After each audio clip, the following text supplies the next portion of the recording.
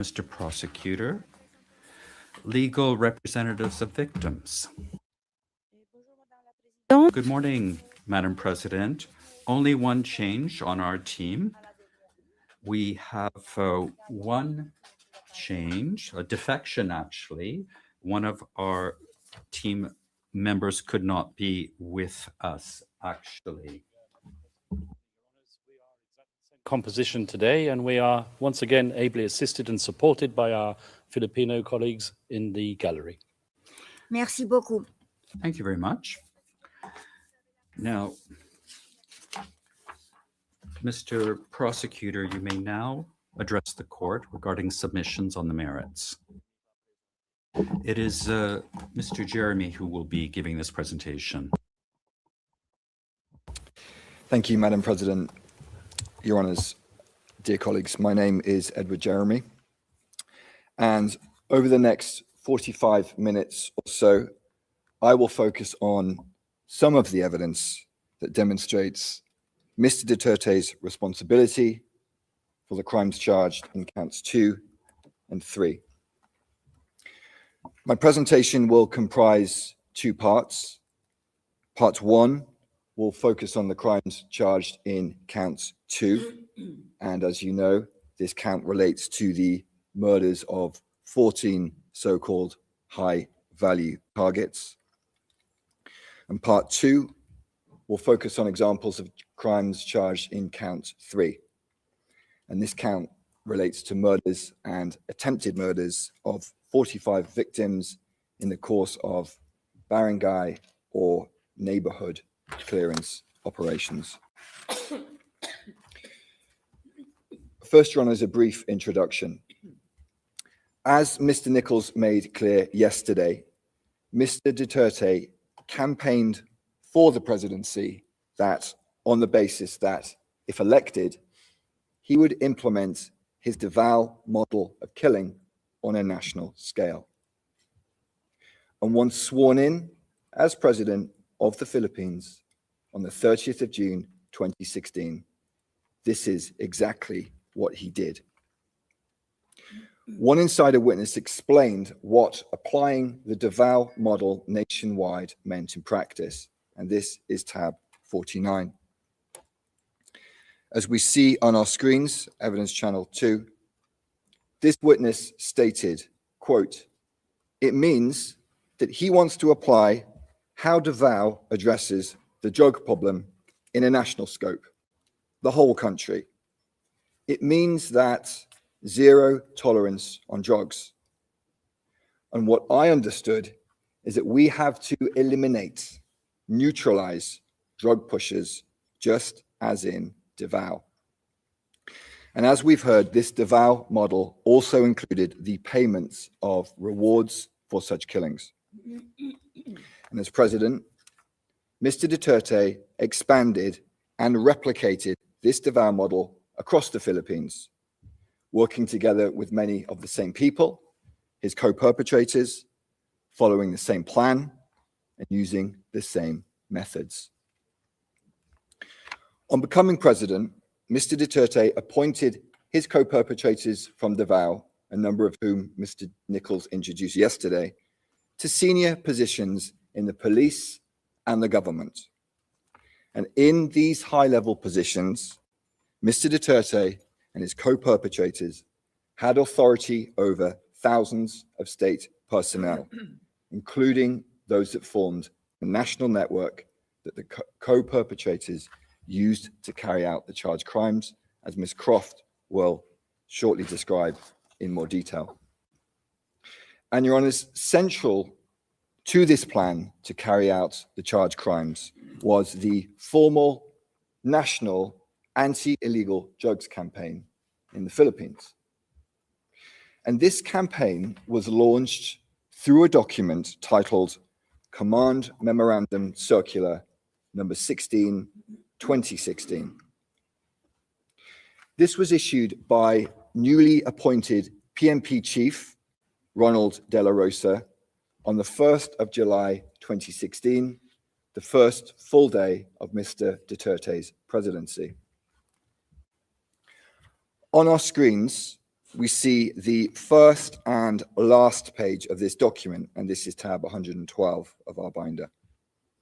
We see that the subject is, quote, PMP Anti-Illegal Drugs Campaign Plan, Project Double Barrel. And we see it is dated the 1st of July, 2016. On the first page, there are a series of supporting references for this memorandum. And the first foundational reference is the quote, pronouncement of President Rodrigo R. Duterte to get rid of illegal drugs during the first 6 months of his term. And yesterday we heard multiple examples of the violent nature of those pronouncements and speeches. If we focus on the last page of this document, page 18, we see that the distribution list comprised the highest levels of law enforcement in the Philippines. And on the right side, we see it signed by Ronald M. De La Rosa, Philippine National Police, the PNP. And your honors, we'll look now at some parts of this document which essentially sets out general guidelines for the implementation of this project Double Barrel. Focusing first on the execution of this project Double Barrel, we see on in paragraph 5, now on our screens, as follows. The PNP intends to equally address illegal drug problems in the barangays and at the same time pursue the neutralization of illegal drug personalities, as well as the backbone of illegal drugs network operating in the country. And your honors will note the use of this word neutralization. While on its face, this word may be open to interpretation, insider witnesses provide evidence that within law enforcement within the Netherlands, within the Philippines, forgive me, to neutralize meant to kill. And notably, one insider witness explained the significance of the use of this word neutralize in this command memorandum, and that's tab 54. Kingdom po natin ngayon Quote, ay they used the word neutralize tungkol to sa emphasize the kill order of President Duterte, because that is the promise of President Duterte even before the campaign.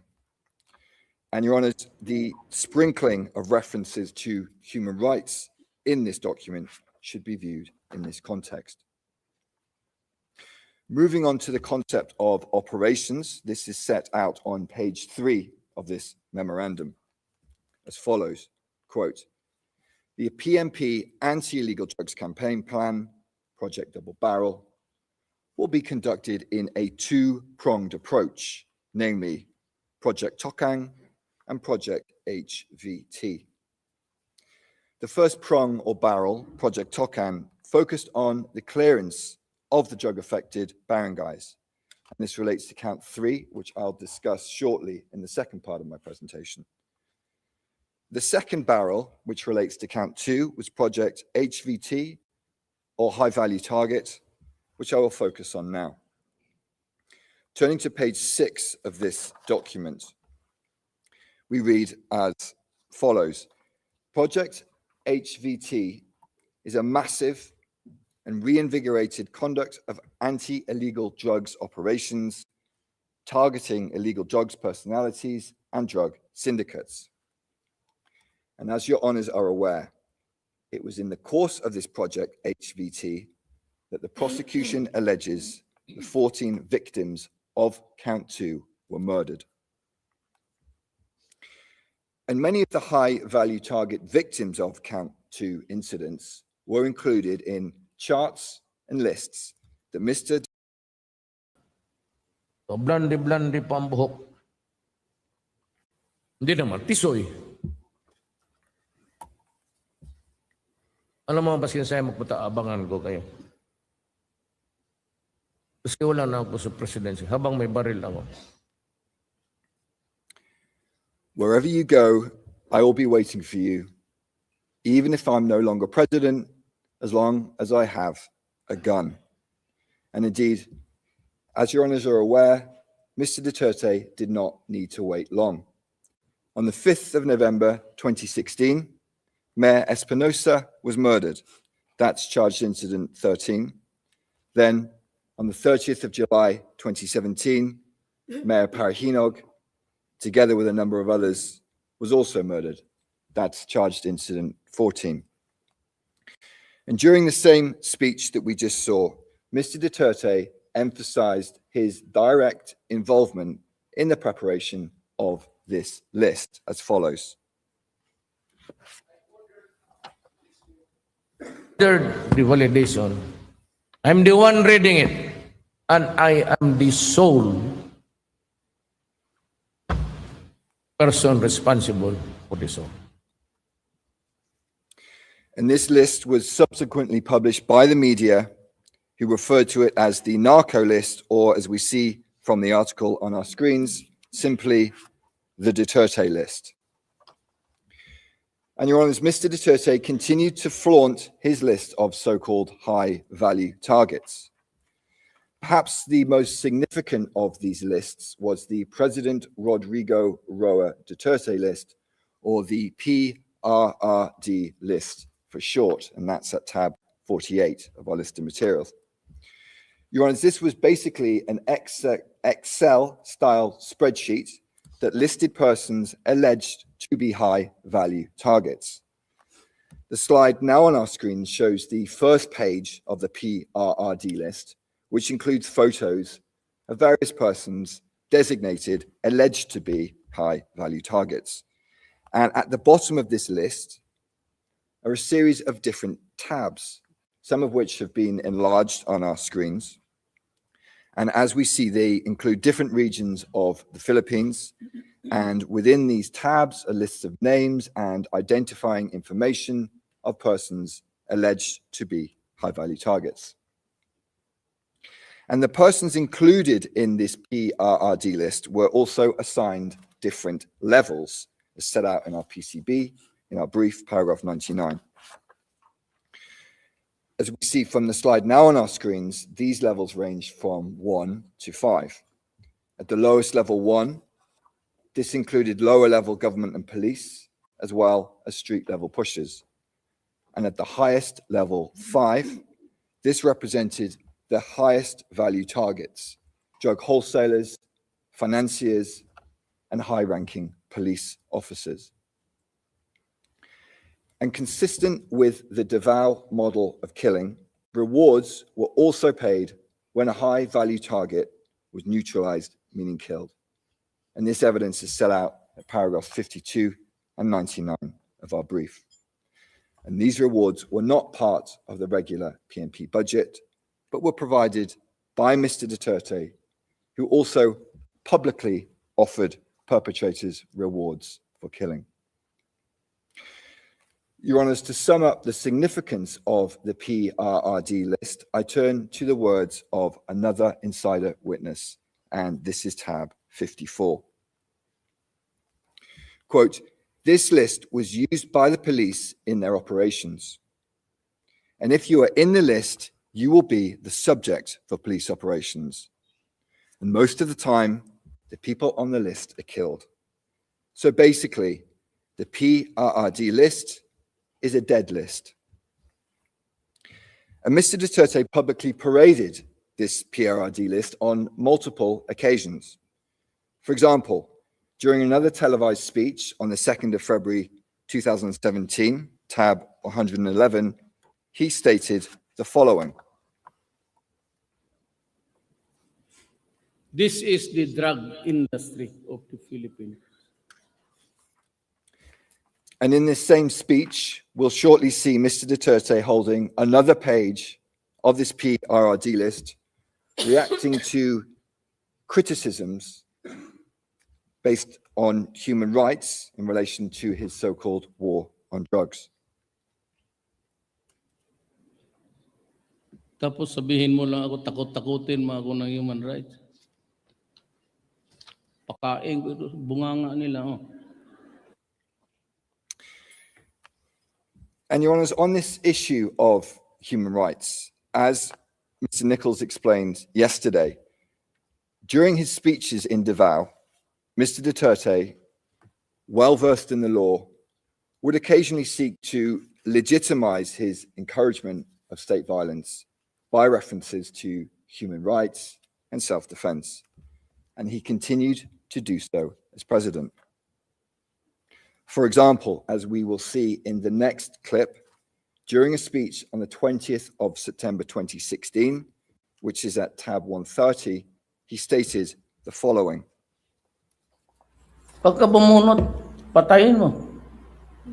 Pag hindi bumunot, patayin mo rin. Oh, tangina. Para matapos na. Kaysa mawala pa bro. Ako na ang bahala sa inyo.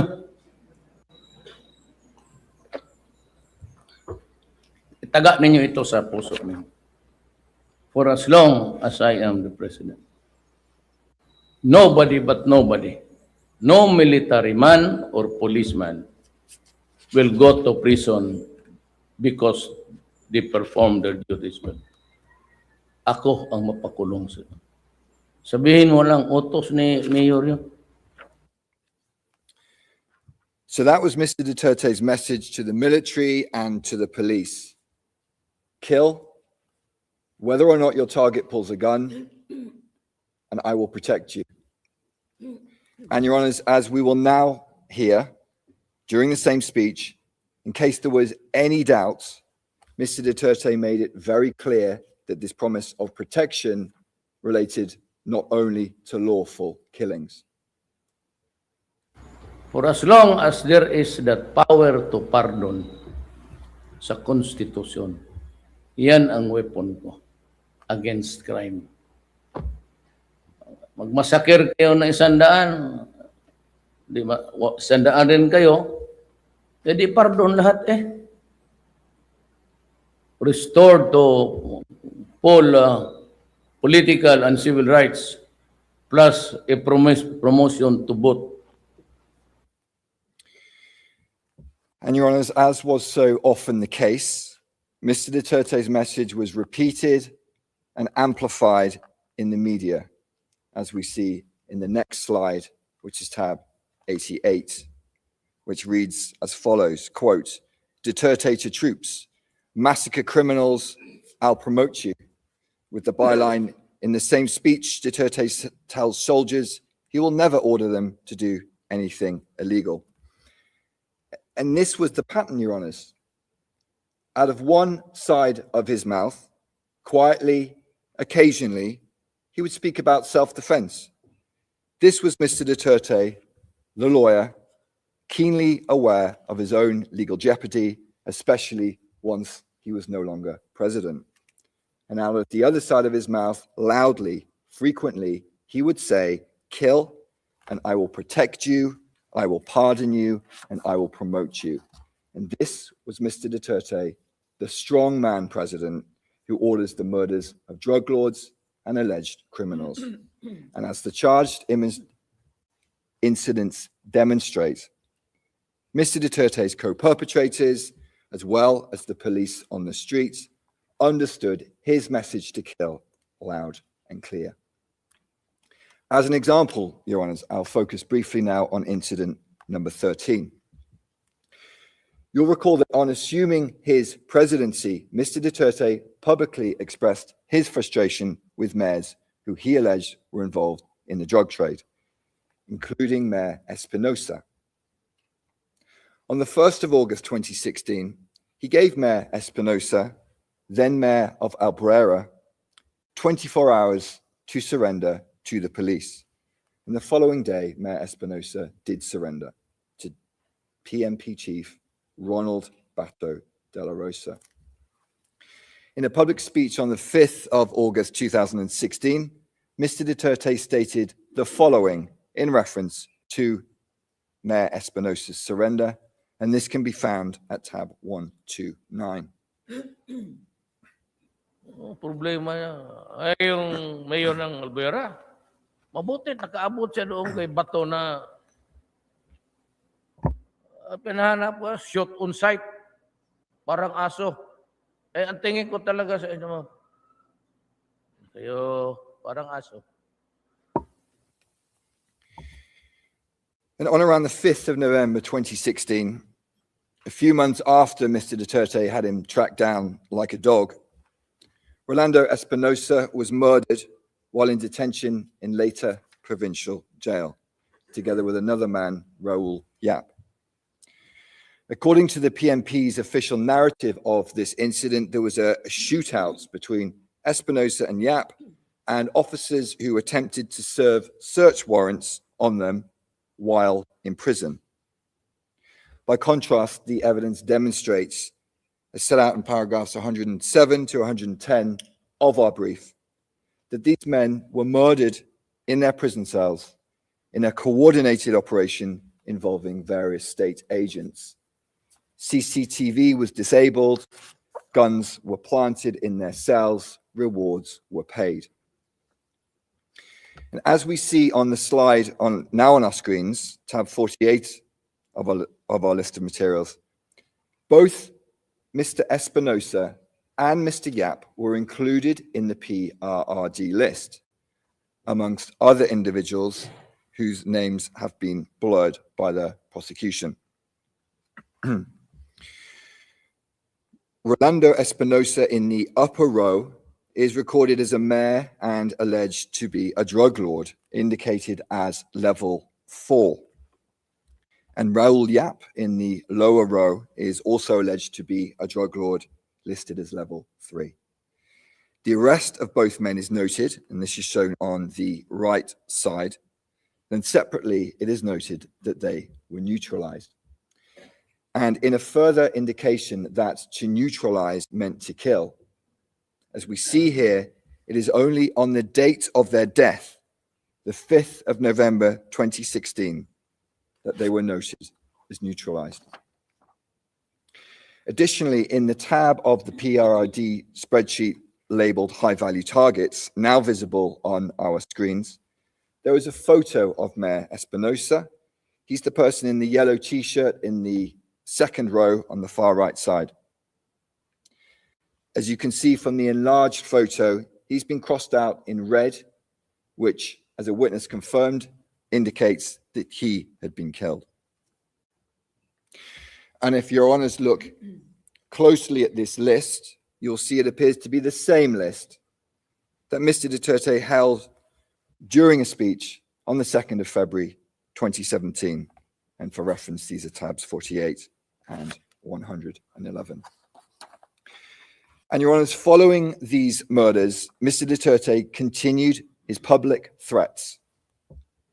For example, on the 9th of February 2017, he stated publicly that mayors involved in illegal drugs should resign or face death. We'll play an extract of this speech, which is at tab 132 now. Tatawagin ko yung mga mayors, ilak ko, no, kami-kami lang.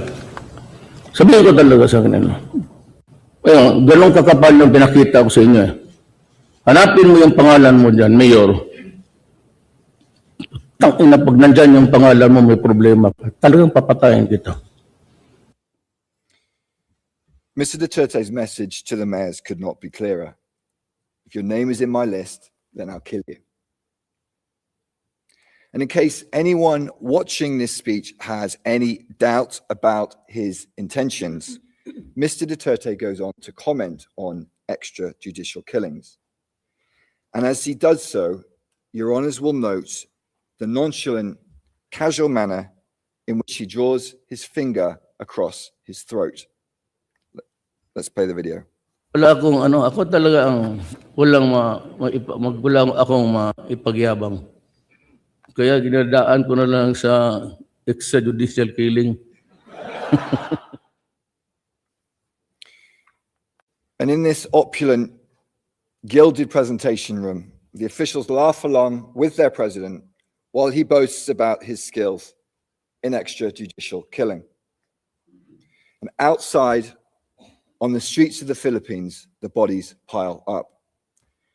The evidence from one data set shows that as at the date of this speech, 9th of January 2017, almost 1,500 people had been killed in Mr. Duterte's so-called war on drugs. And that's paragraph 73 of our brief.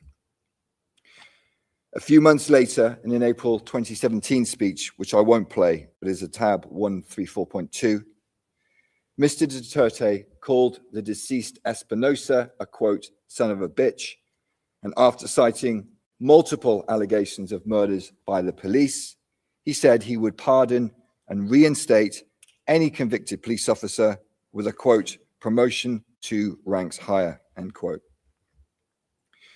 Your Honours, I move now to the second part of my presentation, the murders and attempted murders committed during the barangay clearance operations. And these operations were covered by the first barrel of Project Tokang, which we looked at earlier. We'll briefly return to this document, CMC 16, 2016, and the overview of the two barrels. As the slide on our screen shows, the stated aim of Project Tokang, just focusing on the first sentence, was, quote, accelerating the drive against illegal drugs in affected barangays, end quote. And in practice, Your Honours, this meant murdering some of the most vulnerable members of Filipino society. As witnesses stated, the poor were often targeted because they were the ones least likely to file complaints against the police. To quote one witness on our next slide, he stated, "It was said that the ones that we had to do the Tokang operation on had to be poor. Those who do not have the means to file a complaint or to complain." And similarly, another witness stated the following: based on what we've seen here in the Philippines, the people that were killed or could be killed were the poor, people with no means, simple people who were not able to file charges against them. Your Honours, Project Tokang operations were implemented across the Philippines in a number of ways, as set out in paragraph 75 of our brief.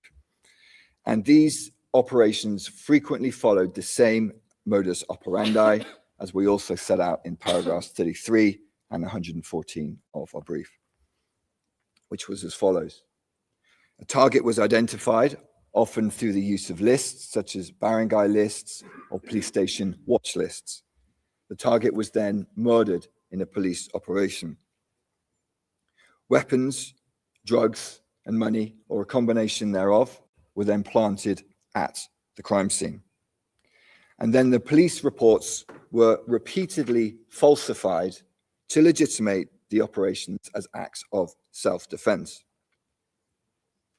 And in this context, as witnesses explain, the police often used the term nanlaban, which translates to fighting back, to describe incidents in which they supposedly shot a victim in self-defense.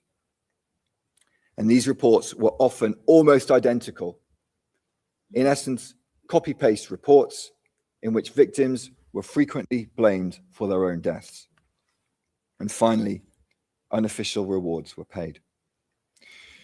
Your Honours, I'll briefly focus on a few of the count 3 incidents to illustrate this pattern. On the day of his inauguration, the 30th of June, 2016, then President Duterte held a speech in Tondo, Manila, and he directly addressed the public present, including, as we will see, women and children. For reference, this is tab 127. Let's please play the clip. Ako po'y galit. Pati yung mga pulis dito sa Maynila nakasabit sa droga. Ako po'y nakikiusap, wag ho kayong pumasok dyan kasi papatayin ko talaga kayo. As we see, Mr. Duterte's message was clear. Stay away from drugs, or I will kill you. And the killing in Tondo began almost immediately following this speech, as we set out in our brief, paragraphs 100 to 101. I'll focus now on, and Tondo is visible on our screens. I'll focus now on incident 23, which also took place in Tondo, on or about the night of the 4th to the 5th of October 2016. As your honours are aware, the alleged victim of this incident 23 was Benjamin Vizda. And we'll shortly see a video which shows Mr. Vizda just before midnight in a vest, in handcuffs, forced onto a motorbike between two police officers and driven away. And this is tab 76, and we'll play the video now.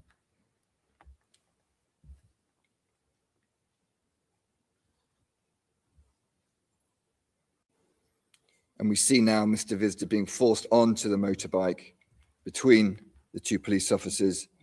And as he's been driven away, we see women and children chasing after him, no doubt terrified about what would happen next.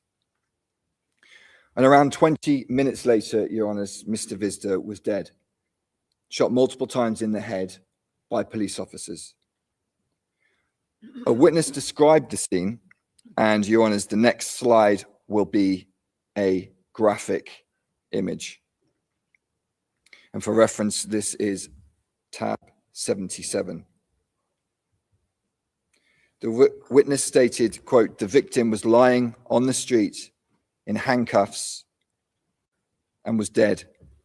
He'd been shot in the head 7 or 8 times," end quote. The official account of this incident was recorded in a police report known as the Spot Report, dated the 5th of October 2016. This is tab 65. And this report, an extract of which is on the screen, stated that Mr. Vizda was killed by the police in self-defense after he snatched the firearm of a police officer while he was on a motorbike, while wearing handcuffs, and he shot at the police but missed. Your Honours, as demonstrated by the evidence in paragraph 126 of our brief, this narrative is false. Benjamin Vizda did not fight back. He was murdered. Your Honours, Project Tokang was also carried out through one-time, big-time, or OTBT operations. And these were large-scale, high-intensity police operations that often resulted in multiple murders.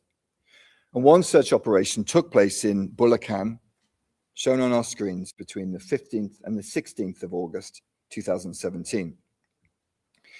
In August 2017, the police made a press release regarding their recent operations, which noted that 32 people were killed by the police in simultaneous one-time, big-time operations from the 15th to the 16th of August 2017. This press release, which can be found at tab 108, is visible on our screens. In the headline, we read, quote, 32 killed, 107 arrested, as firearms, grenades, and numerous illegal drugs were seized in Bulacan, PMP, simultaneous big-time operations.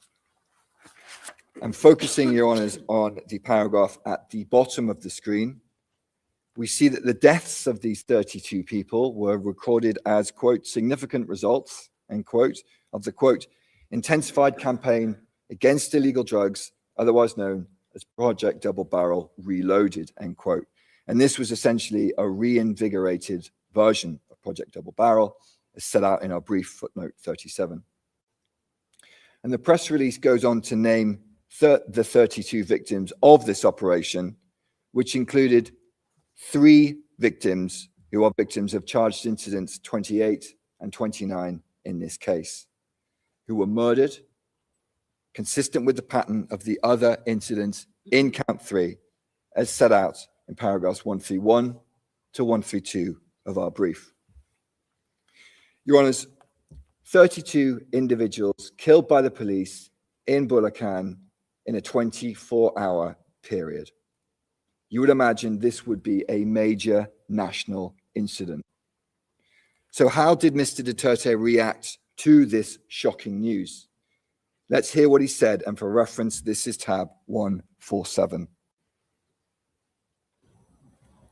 Yung namatay daw kanina sa Bulacan 32 in a massive raid. Ganda yun.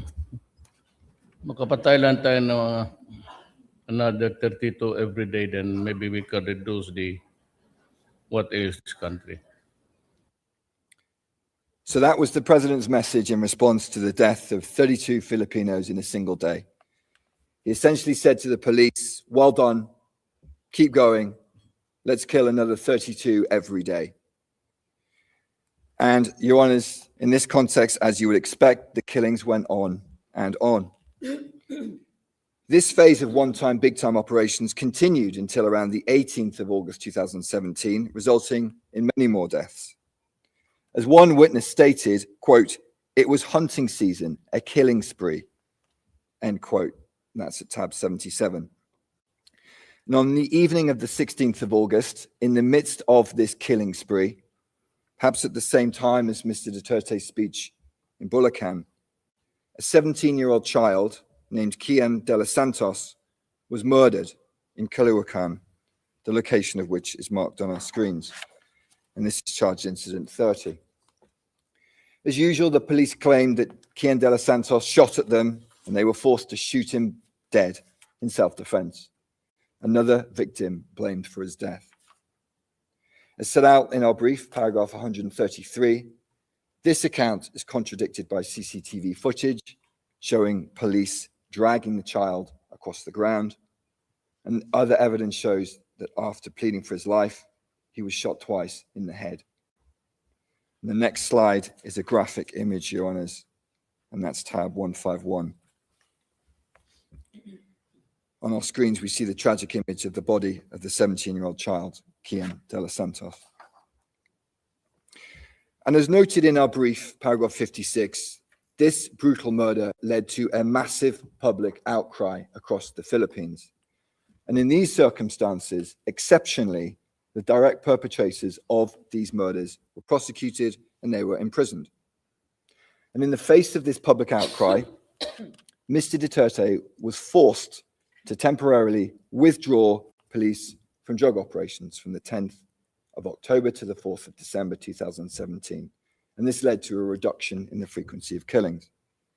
In announcing this temporary withdrawal, Mr. Duterte sarcastically stated that he hoped that this would satisfy, quote, bleeding hearts and the media, end quote.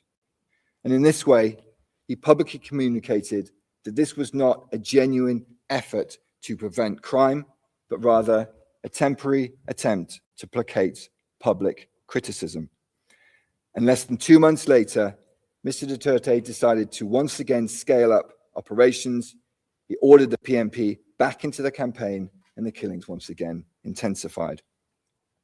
And Your Honours, regrettably, children continued to be the victims of these killings.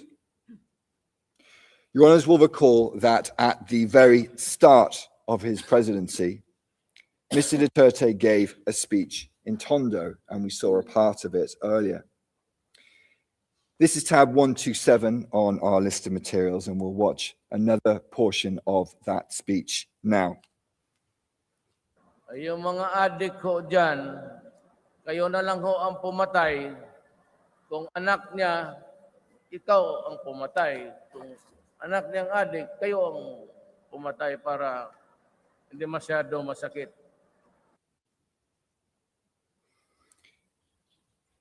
If it's someone's child, be the killer yourself. If someone's child is the addict, then you be the one to kill. Your Honours, it's worth pausing here, taking a step back and reflecting on what we are seeing and what we are hearing. This is the President of the Philippines, the Commander-in-Chief, the most powerful man in the Philippines. He's pointing directly at the crowd, and he is telling them to kill someone else's child.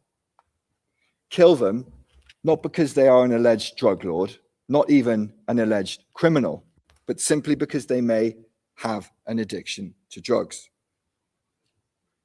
And this is an example, perhaps, of what the defense described yesterday as Mr. Duterte speaking, quote, openly from the heart, sincerely and truthfully, end quote. And that's transcript 4, page 37, lines 15 to 16. And during an earlier part of the same speech, Mr. Duterte also boasted that during his presidency, funeral homes would make a lot of money. Let's play that clip. Sabihin ko sa inyo, itong mga panahon nitong mga araw na dadating, kung may punerarya ho kayo, kikita kayo ng husto.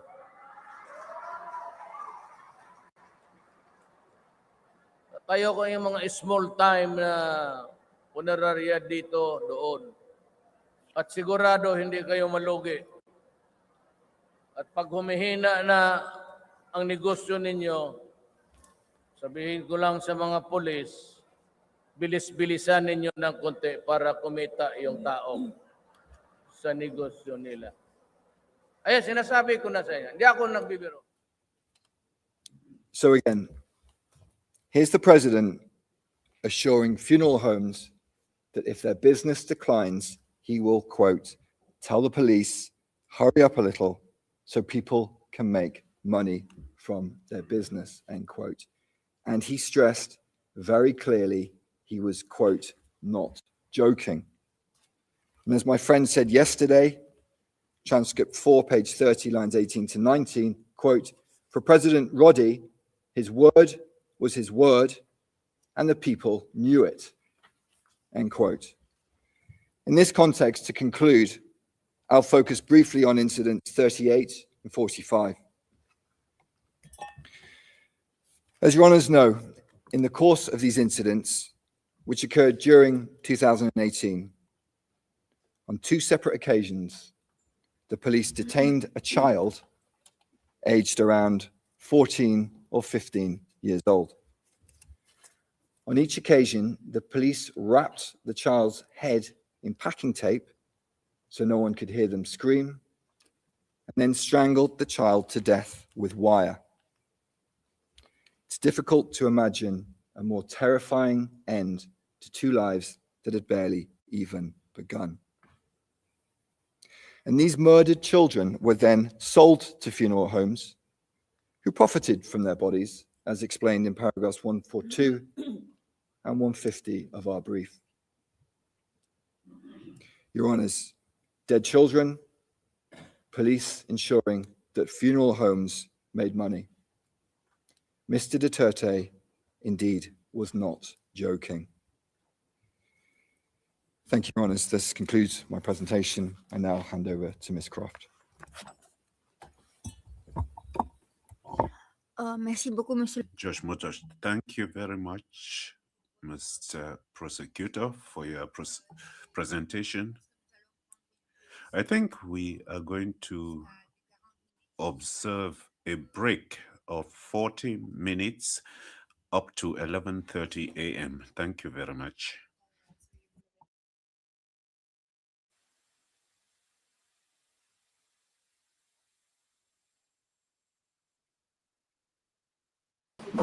Well, nagkaroon na po ng recess, no?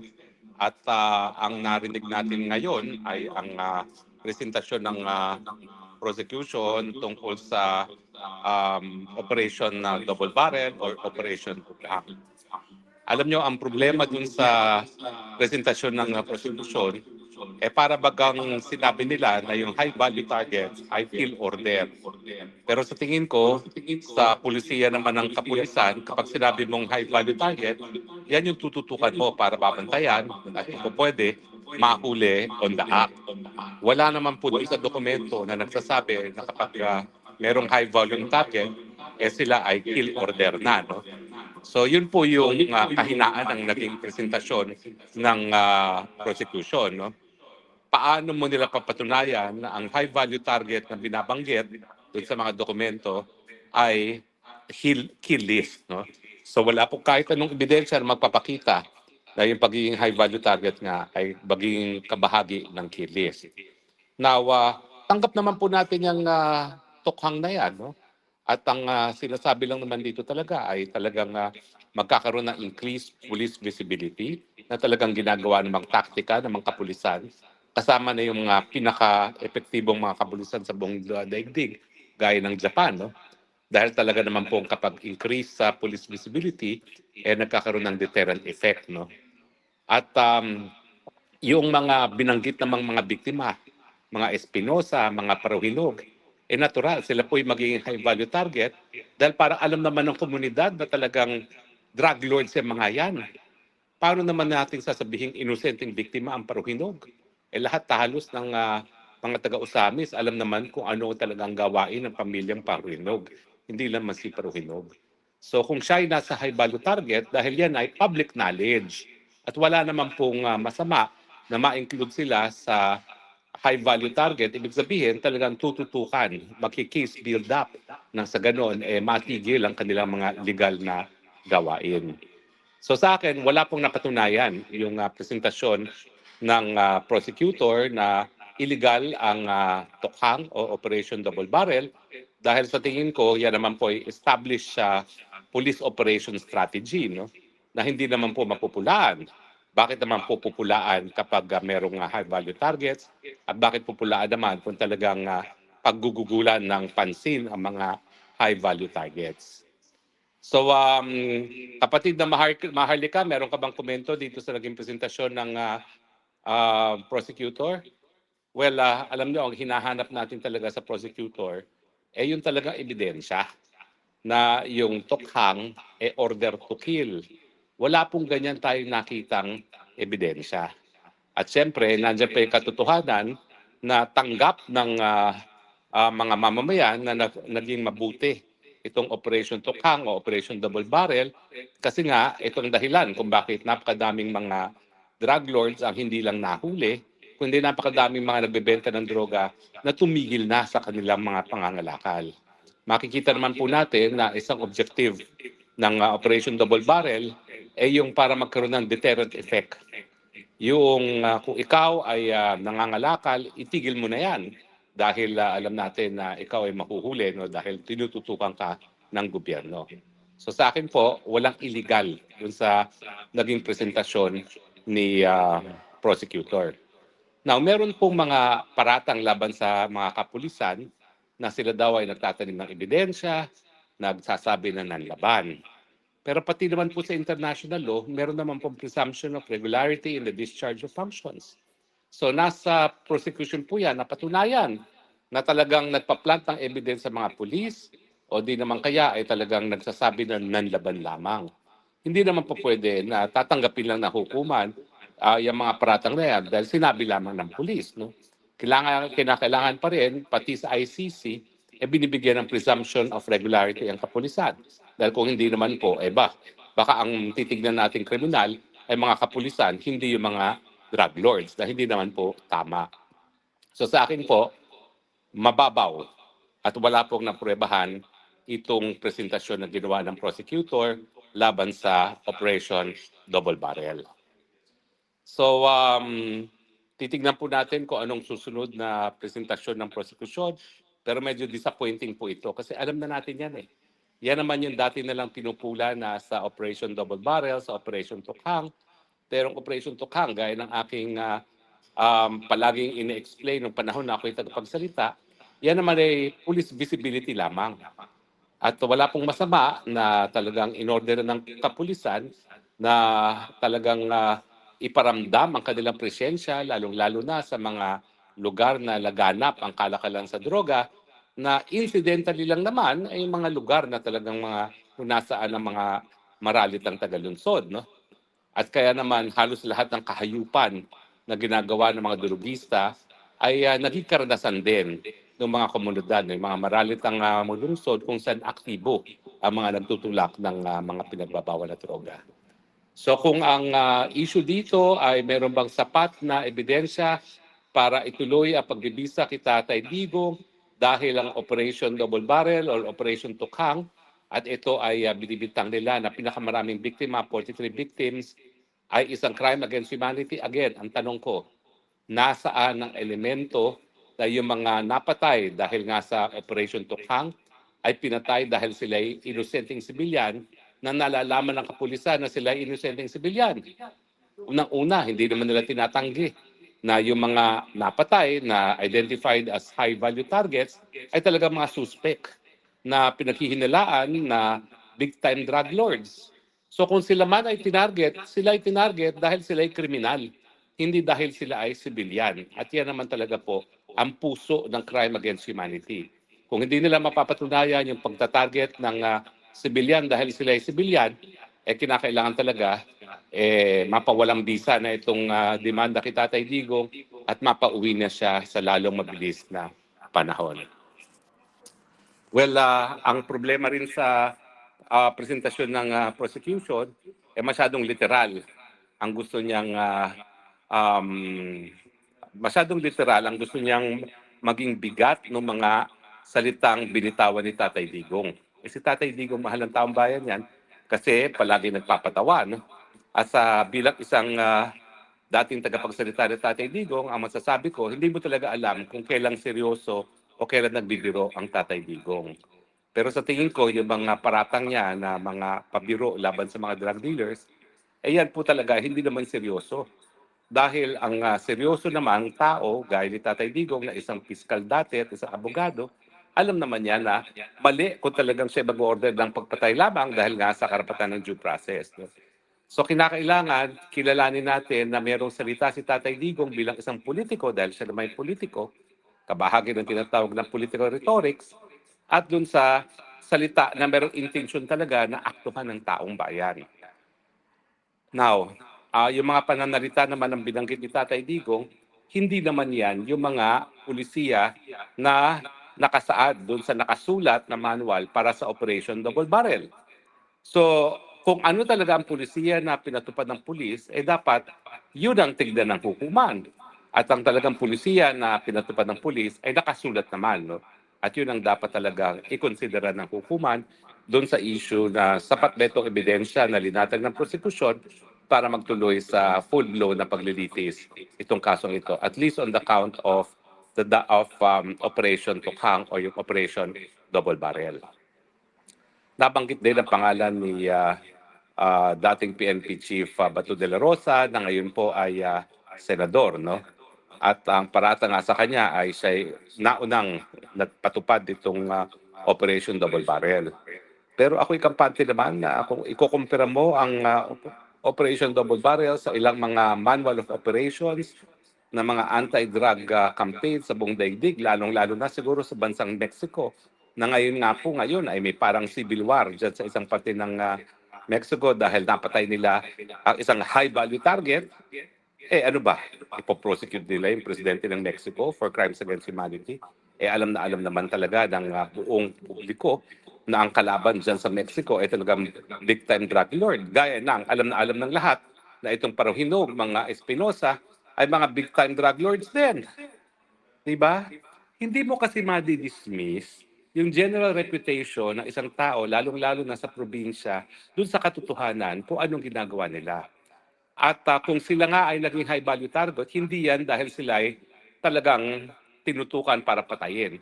Nakita naman natin talaga ang circumstance na magpatay sa mga Parahinog. Nagkaroon talaga ng parang civil war dyan sa tahanan ni Parahinog nung siya ay napaslang. No? Dahil ang mga drug lords, dahil sila nga ay drug lord, marami silang pera, sila ay heavily armed. At marami silang mga armas na ginagamit laban din sa mga ahente ng batas. At yan nga po nangyari doon kay Parahinog. Wala naman po magsasabi na he was killed in cold blood. Talagang pong nagkaroon ng putukan dahil nag-attempt po talaga mag-aresto. At ito po'y matapos makita ng taong bayan kung ganong karangya ang kanilang kabuhayan. Itong si Parahinog, ito po yung pinaghinalaang drug lord ng mayor ng Osamis na nagdidikit ng pera sa dingding ng kanyang bahay. So ganyan po siya mag-flaunt ng kanyang kayamanan. At wala pa po ako nakakausap na taga-Osamis na nagsasabi na inosente si Parahinog pagdating dito sa pagtutulak ng droga. In fact, unanimous po ang mga mamamayan ng Osamis na at least na wala na yung napakalaking tinik sa kanilang buhay, yung isa sa pinakamalaking drug lord na nabuhay sa kasaysayan ng Pilipinas ay natigil ng operasyon sa kanilang bayan na Osamis. Dahilan para magkaroon ng kapayapaan at makatulog na mas mahimbing ang mga magulang dyan sa Osamis dahil alam nila na malayo na sa banta ng pinagbabawal na droga ang kanilang mga anak. So, yan po ang hirap kapag dayuhang hukuman ang naguhusga. Hindi nila alam kung anong general reputation ng mga tao na sinasabi ng prosekusyon ng mga biktima ng extralegal killing. Hindi po biktima si Paruhinog. Nagkaroon po talaga ng aktwal na putukan ng pagkakataon na yun. At sa tingin ko po, ay wala namang makapagkakaakila na dahil nga sa kayamanan ni Paruhinog na di umano'y nanggaling nga sa kalakalan ng pinagbabawal na droga, napakadaming pera niya, napakadaming salapi, to the point na talaga naman po nakabuo siya na isang parang private army na nung linusob nga ang mga Paruhinog para arestuhin si Paruhinog, nagkaroon ng malawakang putukan. Hindi po yan isolated na one-to-one putukan. Parang gera pong nangyari dyan sa Osamis kung hindi nagkakamali ang aking recollection ng mga events. No? So, yan po ang diferensya kasi hindi naintindihan ng mga dayuhang hukuman kung sino ba talaga, anong reputasyon at anong katotohanan doon sa mga sinasabi ngayon ng prosecutor ng mga inosenteng sibilyan. O in any case, tatanungin ko kayo, kung sabihin na natin na talagang pinatay si Paruhinog, sabihin na natin, tama yung paratang na yan. Ang tanong pa rin, dahil ito ay crime against humanity, pinatay ba siya dahil siya ay isang inosenteng sibilyan? Dahil yan ang kinakailangan prebahan ng prosecution para magpatuloy sa paglilitis. Ang sagot, hindi. Kung siya ay totoong pinatay dahil siya ay drug lord, pinatay siya dahil siya ay drug lord. Hindi siya pinatay dahil siya ay isang inosenteng sibilyan. Pero ang requirement ng crimes against humanity, ang pagpatay sa kanya ay dahil siya ay isang sibilyan. Di ba po? So sa akin, apakahina nung ginamit nilang ehemplo na si Paruhinog at saka si Espinosa. Alam naman natin yung mga pamilyang yan, kung ang Paruhinog ay nasa Osamis, ang mga Espinosa naman ay nandyan sa Leyte. At talaga naman pong matagal nang kinikilala at matagal nang kilala na dawit din sa pangangalakal ng pinagbabawal na droga ang pamilyang Espinosa. Bakit sila high value target? Kasi nga, ang tingin ni Tatay Digong, yung mga merong responsableng posisyon sa gobyerno at sila po ay mga halal ng taong bayan, ng mga mayor, no? Sila po dapat maging ehemplo pagdating sa pagpapatupad ng batas. Pero sila mismo ang lumalabag sa batas. No? Kaya nga po, kinailangan sampulan. Pero ang pagsasample ay hindi cold-blooded murder. Ang pagsasample ay talagang tututukan ng law enforcement, susubaybayan, magki-case build up.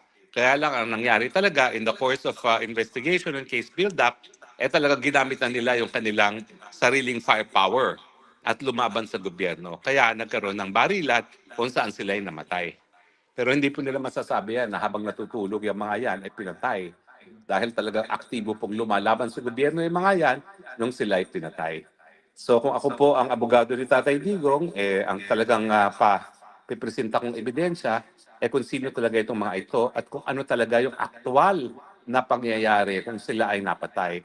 Dahil hindi naman po pwede na just because sinabi ng prosecution, yan ay tatanggapin natin na bilang katotohanan, di ba? So sa akin, disappointing ko itong presentasyon ng prosecution. Wala pong napatunayan kahit ano. Unang-una, dahil nga yung sinasabi ng high value target, ibig sabihin yan ay kill list, wala po kahit anong ebidensya na nagpapakita dyan. O, ay siguro, magpipresenta nga sila ng testigo, pero again, hindi ka pa rin panawala yung mga testigong yan. No? Dahil hindi naman para i-publish ng PNP sa ilalim ni General Bato ang isang guidelines ng Operation Double Barrel na talagang nag-uutos ng extralegal killing. Di ba? Hindi naman po sila ganun kaeng-eng. Alam naman nila na hindi nila po pwedeng aminin yan. So bakit naman yan isusulat na ang high value target ay ibig sabihin, kill list. Hindi naman po ganun kabobo mga pulis. So kinakailangan, po ang aking sinasabi, kinakailangan prebahan. Okay? So anyway, maya-maya po tayo magbabalik. Medyo may tumatawag lang po muli at baka mawala tayo sa ating broadcast. Pero yung tumatawag, pwede pong mamaya na kayong tumawag, no? Dahil tayo po yung nag-broadcast na. Okay? So, mga kaibigan, maya-maya po,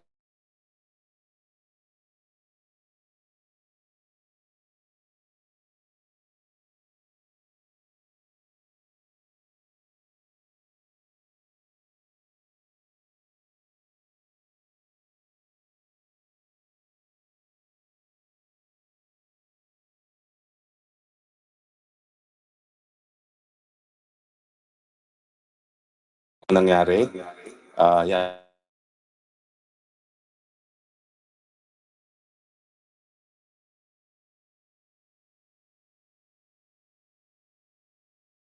Wala po tayo panandalian, balik na naman po tayo. At ang pinag-uusapan po natin ay natapos na presentasyon ng prosecution sa Operation Double Barrel o sa Operation Tokhang. Ang pagkakaintindi ko po talaga sa Operation na Tokhang, hindi po yan kill list. Yan po ay pulisiya kung saan magbabahay-bahay talaga ang mga kapulisan at ang intensyon nila ay iparamdam na sa mga lugar, lalo-lalo na kung saan laganap ang kalakalan ng pinagbabawal na droga, na ang pulis ay nakatutok sa kanilang lugar. Bakit nila gagawin yun na bahay-bahay?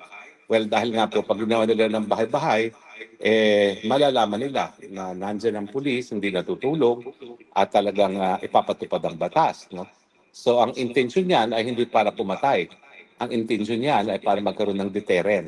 No? Doon sa komunidad, lalong-lalo na doon sa mga nangangalakal ng pinagbabawal na gamot. No? At dahil po dyan, I find nothing illegal with that setup. Now, ang nakapagtataka, kung naalala ko, meron din talagang tao na pumunta na sa Korte Suprema para questionin yung pagiging legality nitong operation na double barrel. At kung hindi po ako nagkakamali, parang nasustena ng hukuman. Maya-maya po, babalikan ko ang aking jurisprudence at titignan ko kung meron nga na desisyon ng Korte Suprema tungkol sa legality ng operation na Tukhang.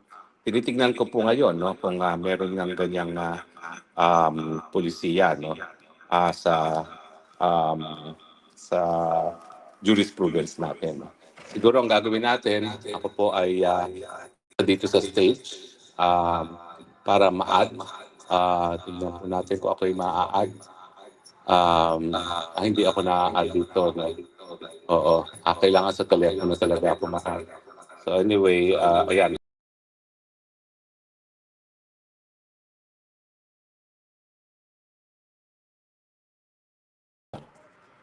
Yan.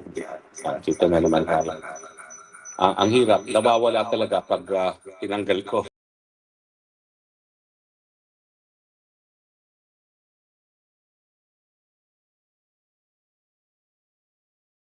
Titignan sa isa pang telepono yung ating gustong alaman doon sa constitutionality ng Operation Tokhang.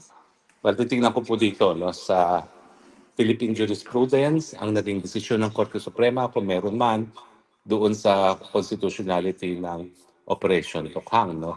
At parang meron nga po, hindi ko lang maalala dahil medyo matagal na nakalipas. No? Ito po, tatanong natin. No? Titignan natin doon sa Philippine jurisprudence of Operation Tokhang. So, ayan po, tignan natin. Okay? Okay. Scrutinize for its constitutionality, okay? Pero human rights groups arguing it violated. So, ito nga po ang sabi ng Korte Suprema. No? Yung operation involves knocking and pleading with suspected drug users to surrender. Okay? Yun lang naman po ang ginagawa ng Operation Tokhang. Kumakatok at nakikiusap na dapat sumuko na yung mga taong pinaghihilaan na nangangalakal sa pinagbabawal ng droga. Now, ayan, nagkaroon po ng petition sa Korte Suprema. Yung grupo ni Chel Jokno, no? At saka ang grupo ni Joel Butuyan, kung saan pinapadeklara nila na yung operation of plan double barrel ay labag sa saligang batas. At syempre, ang sabi ng gobyerno ni Tatay Digong na Tokhang ay isang karapat-dapat na legitimate police operation na nakatutok para nga mabawasan ng kriminalidad, lalong-lalo na ang pagtutulak ng pinagbabawal na droga. Now, during the hearing, tinanong ng mga justices kung ang operasyon ay lumalabag dun sa karapatan ng mga tao na under custodial investigation, such as yung karapatan ng right to counsel. Tapos, although merong in-issue na proteksyon para sa ilang mga biktima, ninote din nila na wala namang injury yung mga petition na pumunta sa Korte Suprema. Now, bagamat merong in-issue na writ of amparo and habeas data ang ilan sa mga biktima, hindi naman po diniklara ng Korte Suprema na labag sa saligang batas ang Operation Double Barrel or Operation Tukhang. Okay? So, yun nga po, no? Sa July 2023, dinismiss ng Korte Suprema yung mga petisyon laban sa drug war dahil nga po walang injury o hindi dapat maging tamang partido ang mga nagdidemanda laban sa Operation Tukhang. So dumaan po pala sa proseso itong sinasabi ng prosecutor na ICC na labag sa karapatang pantao ang Operation Tukhang or Operation Double Barrel. Pero nagdesisyon ng Korte Suprema na walang merito yung mga petisyon laban sa Operation Double Barrel. So siyempre, si Kaufman bilang isang abogado, kinakailangan ipakita niya yung desisyon ng Korte Suprema, dumaan sa proseso yung pagsusuri kung meron bang palabag sa saligang batas ng Pilipinas kasama na sa Bill of Rights, yung right to due process at saka karapatan ng mga pinaghihinalaang mga kriminal, yung kanilang karapatan during custodial investigation. No? At in the end, sinuste na ng Korte Suprema ang operation na double barrel bilang isang lehitimong police action laban sa kriminalidad. So paano ngayon magiging kriminal ang isang bagay na sinuste na ng Philippine Supreme Court ang constitutionality? So yan po ang issue ngayon. No? Alam nga namang sabihin nila na mali ang Philippine Supreme Court, samantalang ang Philippine Supreme Court, sila talaga nakakaalam kung ano ang polisiya, kung paano ito pinatupad, at nabigyan ng sapat-sapat na karapatan ang mga nagrereklamo at nagsasabi na ito ay labag sa saligang batas at sa karapatang pantao, na patunayan ang kanilang mga paratang. At hindi nga po sila nagsagumpay dito. No? So, mabuti na lang po ay meron na ngayong mga computer database ng jurisprudence kung saan mabilisan nating nalaman na yung sinasabi ng prosecutor na Operation na Tukhang or Operation Double Barrel ay dahilan para magkaroon ng crimes against humanity ay nasuste na ng Philippine Supreme Court nung ito ay kinuwestiyon sa kataas-asa hukuman ng kaparehong si Joel Butuya ng Center Law at ng Free Legal Aid Group. So, tingin ko po, nakapako na yan. Hindi po lilipad itong paratang nito laban kay Presidente. If at all, ang napatunayan pa lang nila ay yung mga orders na di umano ay binanggit sa bibig ni Tatay Digong pagdating doon sa patayan ng double death squad. Pero ang tanong nga is, ito ba'y salita lamang o talagang meron bang intensyon na pumatay? Ang sinasabi ng panig ni Tatay Digong, ang intensyon lamang dyan ay takutin ng mamamayan para nga sumunod sa batas at huwag lumabag sa batas. At hindi po yan imprimatur para sila ay pumatay. So, sa tingin ko po, malabo so far yung dalawang piniresenta ng ebidensya. Dahil unang-una, yung dalawang paratang po ay hindi po nagpoprueba ng elemento ng crime against humanity. Tandaan po natin, hindi lang patayan ang dapat mapruebahan dito. Dahil ang patayan po pwede naman talaga yung mapruebahan, pero at the same time, hindi po ganun kadali yan, ha? Kasi dapat ang murder as a crime ay meron talagang intent to kill. No? Dahil kung walang intent to kill, magiging homicide lang po yan, o di naman kaya reckless imprudence. No? So meron talagang intention pumatay. Pero pagdating po sa crime against humanity, ang kinakailang patunayan, hindi lang yung pagpatay, kundi pinatay siya dahil siya ay kabahagi ng mga inosenteng populasyon ng mga sibilyan. At yan po hindi nila mapapatunayan dahil lahat naman itong mga patayan nito, kung ito nga ay mapapatunayan, ay nangyari sa konteksto ng isang legitimate police operation labang sa kriminalidad. So tingin ko po, dapat humanap pa sila ng ibang basihan dahil so far, mababaw po ang ebidensya nilang pinapakita. Now, iba po talaga yung objective na evidence at iba rin talaga yung realidad sa ground. Ang realidad sa ground, miski hindi malakas ang ebidensya, dahil kinakailangan na magpatuloy ang buhay ng ICC, baka nga tuluyan nila si Tatay Digong. Hindi ko naman po sinasabi na ito talaga ay mali dahil sa tingin ng iba, mas mabuting nandyan ng ICC para kung meron talagang tunay na mga biktima, may mapupuntahan sila. Ang problema nga lang po, yung kagustuhan nila na magbigay remedyo sa mga biktima na walang otherwise na makukuhang remedyo sa kanilang mga iba't ibang mga bansa, ay dahil naman para malabag ang karapatan ng isang tao at yan si Tatay Digong. At hindi lang naman karapatan ni Tatay Digong ang nalabag, linalabag din yung soberenya ng ating bansa dahil malinaw na nagpapatuloy sila ng paglilitis na hindi na po tayo miyembro ng ICC. Alam niyo po, yung soberenya, siloso po yan eh. Hindi po pwede yan na isineshare. At kabahagi nga ng soberenya, yung exclusive, ibig sabihin wala nang iba. Yung tanging bansa lamang kung saan di umano naganap ang krimen, ang tanging may karapatan na litisin at magparusa sa kahit sino na pinaghinalaang gumawa ng krimen sa kanyang teritoryo.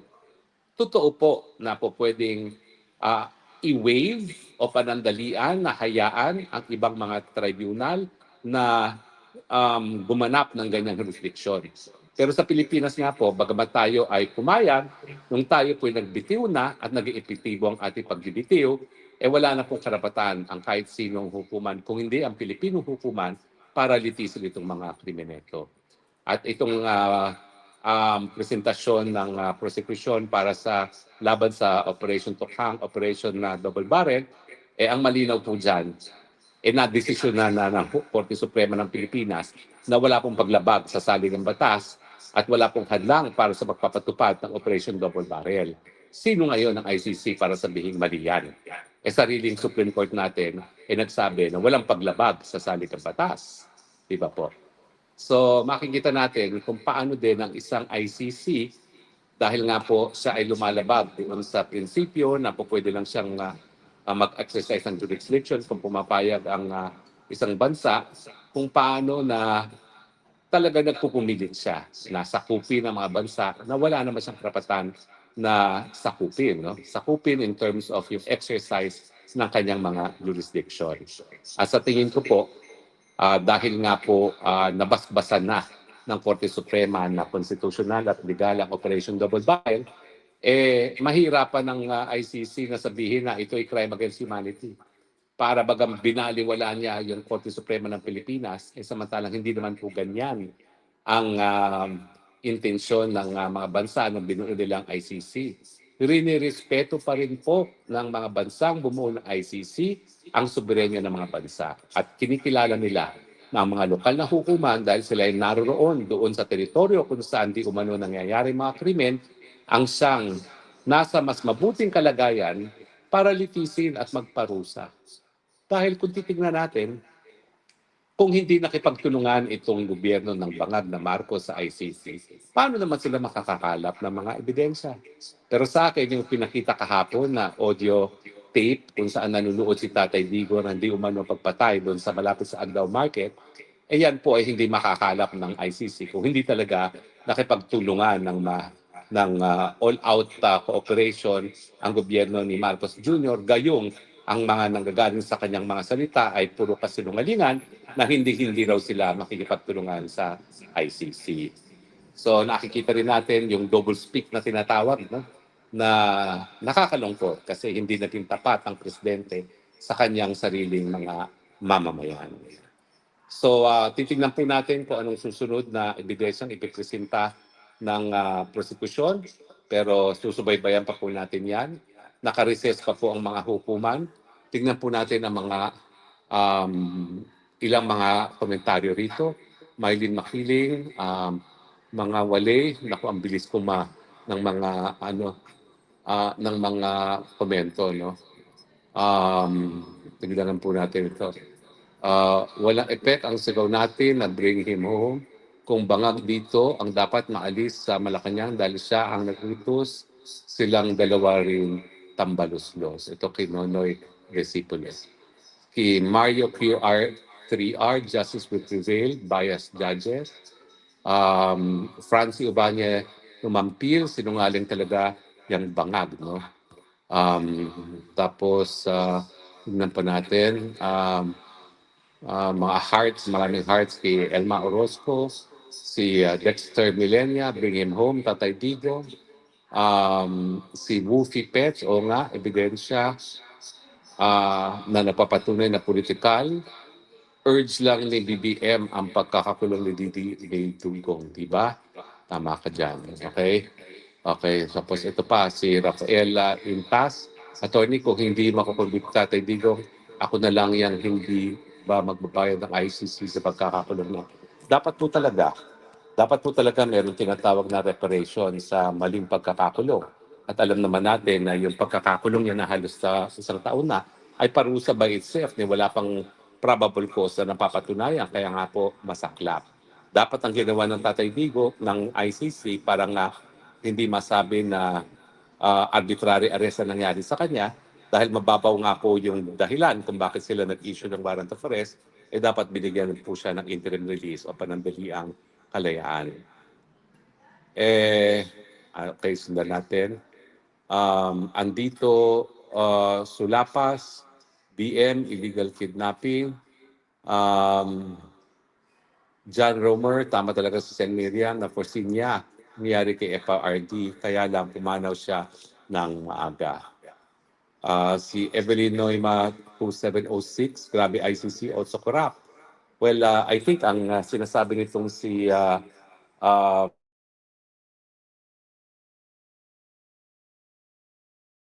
sa press conference kanina ni Atty. Baligo diyan sa Club Filipino na parang meron daw atang mga binigay na pera si Trillanes sa mga nag-iimbestiga ng ICC. Well, nasulyapan ko lang po sandali yung press release na yan, yung press conference na yan, dahil abala nga tayo dito sa pag-review sa mga pangyayari dito sa ICC. No? So, pabalikan po natin yan nang malaman natin kung ano talaga yung tunay na mga pangyayari. No? Anyway, habang inaantay po natin ang ating mga hukuman na bumalik, si Dexter Emiliana, Bring Him Home, si J-Fal 100, magsasalita ba ang defense after ng kalaban? Magsasalita po sila.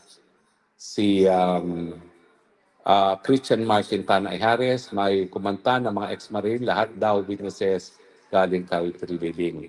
So, yun nga po, sinasabi ng mga basurero, no? Hindi lang sila nag-deliver ng mga 800 million, kundi ako nagkakamali, kung hindi sila rin daw ang nag-entertain ng mga investigador dyan sa ICC. Na kung talaga ito ay mapapatunayan, ito po ay magiging exculpatory evidence dahil mali ang naging investigasyon sa ICC, nabahayaran ng korupsyon at kinakailangan harapin ng korte yan at ikonsidera dun sa desisyon kung dapat nga magtuloy ba itong kasong ito sa Paglilitis.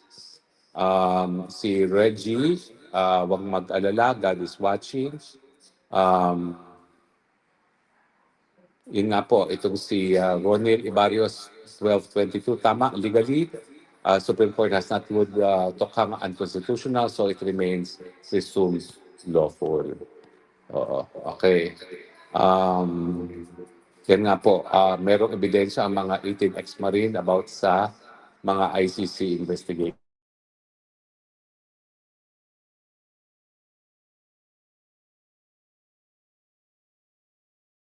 Aking mic, ayan. Okay, tapos tingnan pa natin ang ibang mga komento. Boss J, Atty. Harry, lumabas ang mga Marines na nagdadala ng mga maleta kay Bangag at Tambaluslos. Ayan. Although ang significance po ay parang nagsalita rin yung mga Marines na sila rin na nagdadala na kung ano man ang pinabibigay ni Tambaluslos o ni Trillanes di umano doon sa mga ICC. Sa tingin ko dapat yan imbestigahan ng ICC. Okay? Si My African Boy Vlog 3103, wala yan. Gumagawa lang sila paraan para di mapalaya si PRRD. Natatakot sila kung karma ay bumalik sa kanila. Okay, syempre takot sila sa karma. Tapos si Kevin Bermas, 1924, thank you, attorney. Si 3K Brandon, 333, hello po. Fox Howie. Okay. Ano yan? DDH? Ano kaya yung DDH? Para di sila kumita ng dato. Huwag nyo nang replyan ang mga DDH.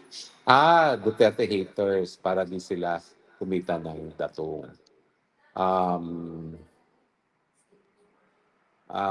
Attorney, tapos na ba ang ICC? If pag nagsalita ang attorney ni tatay, hahatakot Digong. Kung sila kitigong. Boss J, nga, lumabas na yung mga Marine. Si Kim Zimmerman, Justice for Tatay Digong. Si Mermar, mabuhay ang lahat, Duterte from Mindoro. Si Jin Sum, I hate ICC. Tapos Bring Him Hope, Tatay Digong, si Dexter Millanes. Sir, puro hise ang sinasabi nila, politika yan kasi gusto nila lang mabaksakin ng mga Duterte, si Jush De. Jinky De Castro, Solid Duterte. Reese Gastado Molanta, galing mo, attorney. Boss J. Attorney Harry, lumabas na mga rings na nagdala ng mga maleta kay Bangat at kay Tambaluslos. Si Lucy Pugayaw, 8426, mention ni dating Presidente Duterte ulit si allegedly now hours lang lumipas. I pray tuloy-tuloy na ang lahat ng story. Okay, Maripel Lopez Cruz, ang ICC hindi makakaintindi sa totoong sitwasyon sa Pilipinas at kung paano na i-handle ni Tatay Digong yung napakalaking pagkakamali ng administrasyon ngayon. Hindi dahil kay Tatay Digong, kundi dahil Pilipino tayo, paano nila susunod na henerasyon. Bossy Bojes, nga, lumabas na nga yung mga Marines daw. Tapos si Eric Soriano, 6176, 78, laban lang, Tatay Diggs. Si Shalim Braganta Siega, watching while online class. Uy, baka ka mahuli. O tayo, ako nga lalabas din ako, pero doon akong errands. Dala-dala ko ang aking earphone para marinig ko ang mga pangyayari. Dodoy Tinaan, unfair. Huwag nyo nang yan ang mga DDH. O yan na, babalik na po ang paglilitis, kaya panandalian tayo magpapaalam dahil importante pong masundan natin itong mga pangyayari dito. Okay? So, ayan na po, pabalik na po muli ang ICC. Tingnan natin kung sino ang susunod na magbibigay ng summary ng kanilang ebidensya labang kay Tatay Digong. Antayin lang po natin ngayon kung sino ang susunod na magsasalita. Pero ayan na po, nagpahiwatig na ang ICC na pabalik na sila. 2 minuto na lang po yan, tapos na kanilang break. Okay? So, mga kaibigan, hanggang mamaya po, siguro mga alas 2 o 2:30, babalik tayo matapos ang susunod na presentasyon ng prosecution ng tayo po ay mahimay-himay naman kung ano ang kanilang mga tinalakay. Okay. Session will resume at 11:30. It is now 11:59. So, delayed na po sila. Medyo siguro naantala ang pag-inom ng kape ng mga West at pagpunta sa bathroom, kaya medyo natagalan. Pero wala pong BBTO dahil importante po na malaman natin ang mga pangyari dito sa loob ng ICC dahil ang dinilitis po dito, hindi lang po ang ating Tatay Digong, dinilitis din po nila ang ating pagiging soberenya bilang isang bansa at sa pagkakaroon ng mga hukuman lokal na may sapat na kakayahan para magbigay ng katarungan sa mga biktima. Inuulit ko po, hindi ko po sinasabi na absolutely wala mga naging biktima. Pero dahil tayo po ay soberenyang bansa at hindi na nga po kasapi sa ICC, ang remedyo ng mga nagsasabing na mga mahal nila sa buhay ay nagiging biktima ng murder ay magsampa ng kaso sa lokal na piskalya at sa lokal na hukuman. Dahil wala na po talagang kinalaman ng mga dayuhan sa mga bagay-bagay na nangyayari sa ating bansa habang tayo po ay malayang bansa at bumitiw na sa pagiging miyembro ng ICC. Di ba po? Yun lang naman po sinasabi natin. No? Meron kayong remedyo. Pumunta kayo sa lokal na hukuman. Dahil ako naman po, nabigyan natin ng katarungan yung mga biktima ng Maguindanao Massacre. Nabigyan natin ng katarungan yung transvestite na napatay ng marinong Amerikano dyan sa Olongapo, no? Si Jennifer Laude. nabigyan natin ng hukuman o bagamat lumilitis pa rin, yung isang pinagbibintangan na magnanakaw na tinorture ng pulis tondo, no? At siyempre, yung mga abogado mismo na umaapir para sa biktima ng karahasan dyan sa ICC mismo, yung center law, napakaraming nabigyan na katarungan ng biktima po yan sa Pilipinas. Patunay na kung kayo'y biktima ng krimen, po pwede naman kayo dumulog sa ating lokal na hukuman. Mabibigyan naman kayo ng katarungan. Diba po? Well, anyway, habang tayo po ay nag-aantay pa ng susunod na kabanata, ang dapat po natin ulitin na summation doon sa presentasyon ng prosecution, sinasabi nila na ang Operation Tokhang, Operation Double Barrel, ay kabahagi ng Crimes Against Humanity dahil ang mga high-value targets ay tinatarget para patayin, as in fact, marami sa mga high-value targets ay pinatay. Pero ang Operation Tokhang po, yan po isang community work ng mga pulis, kumakatok, nakikiusap sa mga pinaghihinalaan na nagbebenta ng droga na sumuko na. Kinuwestiyon po yan sa Korte Suprema at bagamat nagbigay ng proteksyon sa ilang mga nagrereklamo ang ating Korte Suprema sa pamamagitan ng writ of amparo at writ of habeas data, hindi po pinawalang bisa ng Korte Suprema ang Operation Tokhang, ang Operation Double Barrel, dahilan para nga pong masabi natin na wala pong illegal dyan sa operasyon na yan. At nagkaroon na ng desisyon ang Korte Suprema na hindi na po pwedeng baliktarin ng mga dayuhang West. Sino ba sila? Wala naman sila sa Pilipinas. Wala naman silang access dun sa ebidensya na ipinakita talaga ng mga nagrereklamo sa hukuman sa Pilipinas. Totoo po, ang mga ebidensyang ipinakita ng mga nagrereklamo ay napresenta siguro sa mababang mga hukuman dahil ang Korte Suprema naman po ay hindi trial of facts. It is only a trial of law. No? Pero nabigyan po ng pagkakataon yung mga nagrereklamo laban sa operation na Tokhang na dali ng kanilang ebidensya sa hukuman. Nadinig naman po yan, finorward naman po ang kanilang mga findings sa Korte Suprema na siya nagdesisyon naman na hindi po lumalabag sa saligang batas ang Operation Tokhang, ang Operation Double Barrel. Sa mga kaibigan, panandalian po tayo nag-aantay sa pagbalik ng Paglilitis. Delayed na po silang bumalik. Dapat po sila bumalik na 11:30. Sila po ay nag-break ng 11. At ako'y nagugulat na kaya kong magsalita ng 1 oras. Ang nag-aantay sa pagbabalik ng mga West. Pero alam niyo po, ang dami pong nanonood ng ating live coverage kay Tatay Digong. At ito naman po hindi dahil tayo ay mga panatiko o mga clones gaya ng sinabi ni Atty. Pituyen kahapon. Tayo naman po ay hindi mga Duterte clones. Tayo po ay naniniwala lamang na tama ang naging pamumuno ni Tatay Digong sa Pilipinas nung siya ay presidente. Ako po, bilang isang mambabatas na first termer, lahat po ng aking mga panukalang batas, sinuportahan ni Tatay Digong para maging batas. Dahil sabi niya, yan ay sa kabutihan ng mga mapamayan. Kaya nga po yung ating libreng gamot at libreng paggamot naging batas. Dahil sinertify as urgent ni Presidente, maski yung dati niyang Secretary of Health na si Obial, hindi naintindihan kung anong universal health care. Ang sabi ko nga, ang universal health care, kinikilala na ang karapatan ng kalusugan ay obligasyon ng Estado dahil ito ay isang karapatang pantao.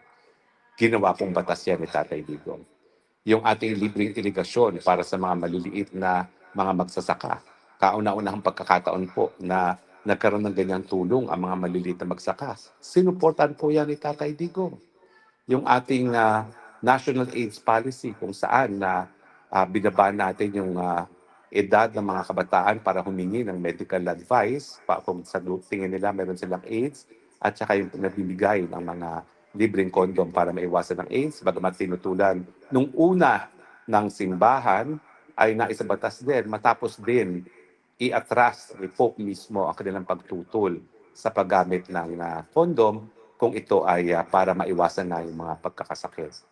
Nandyan din po yung ating libreng tanghalian sa mga nagugutom na kabataan. Nalulungkot nga po na hindi na ako nakabalik sa Kongreso dahil ang nais ko po pag tayo makabalik sa Kongreso, lahat ng estudyante natin sa mababang paaralan, kapulungan tuloy, at saka sa high school ay magkaroon ng libreng tanghalian. Libreng at masustansyang tanghalian dahil alam naman natin na ang nutrisyon ay importante para magkaroon ng malakas na utak at malakas na pangangatawan ang ating kabataan. Yung libreng tuition sa tertiary education, magamat hindi po akong primary author dyan, talagang pinapavito po ng mga miyembro ng economic team ni Tatay Digong. Kaya nga lang po, nung kinausap ko si Tatay Digong, ang sabi nga niya, no, hindi ko invito yan. I believe in investing in our people. Kaya po naging batas po yan. No? At lahat nga po ito no, ay naging accomplishment ni Tatay Digong at natutuwa naman po ako na marami sa accomplishment ay dahil po sa mga batas na ating isinulong. Mukhang magbabalik na po ang ICC. Ayan, nakabalik na po sila. So, pakinggan po natin ang mga susunod na mga pangyayari.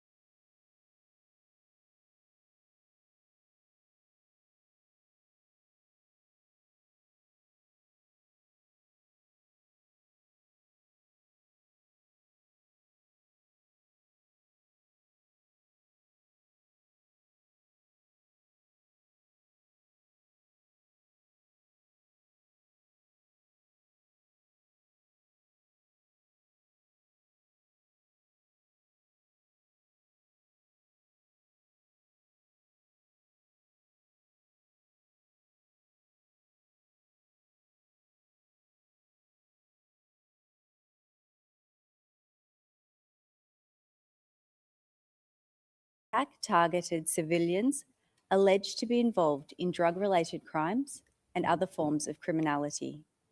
The Rome Statute crimes alleged in this case formed part of that attack. Second, the attack was widespread and systematic. And third, the attack was carried out pursuant to or in furtherance of a state or organizational policy. This policy was to neutralize alleged criminals in the Philippines through violent crimes, including murder.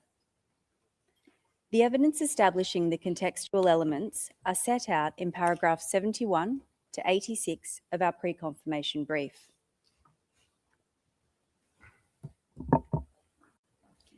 In relation to the requirement of an attack, our case is that from at least the 1st of November 2011 to the 16th of March 2019, the Davao Death Squad, or DDS, and/or the National Network carried out an attack which targeted civilians alleged to be criminals. Your Honours have heard from my colleagues how from 2011 until 2016, the attack was concentrated in Davao City. Then, in 2016, when Mr. Duterte became president, he and his co-perpetrators expanded the attack nationwide. They used the national network to do this, which, as Mr. Jeremy has explained, was comprised of state actors, such as law enforcement personnel, as well as non-police assets and hitmen.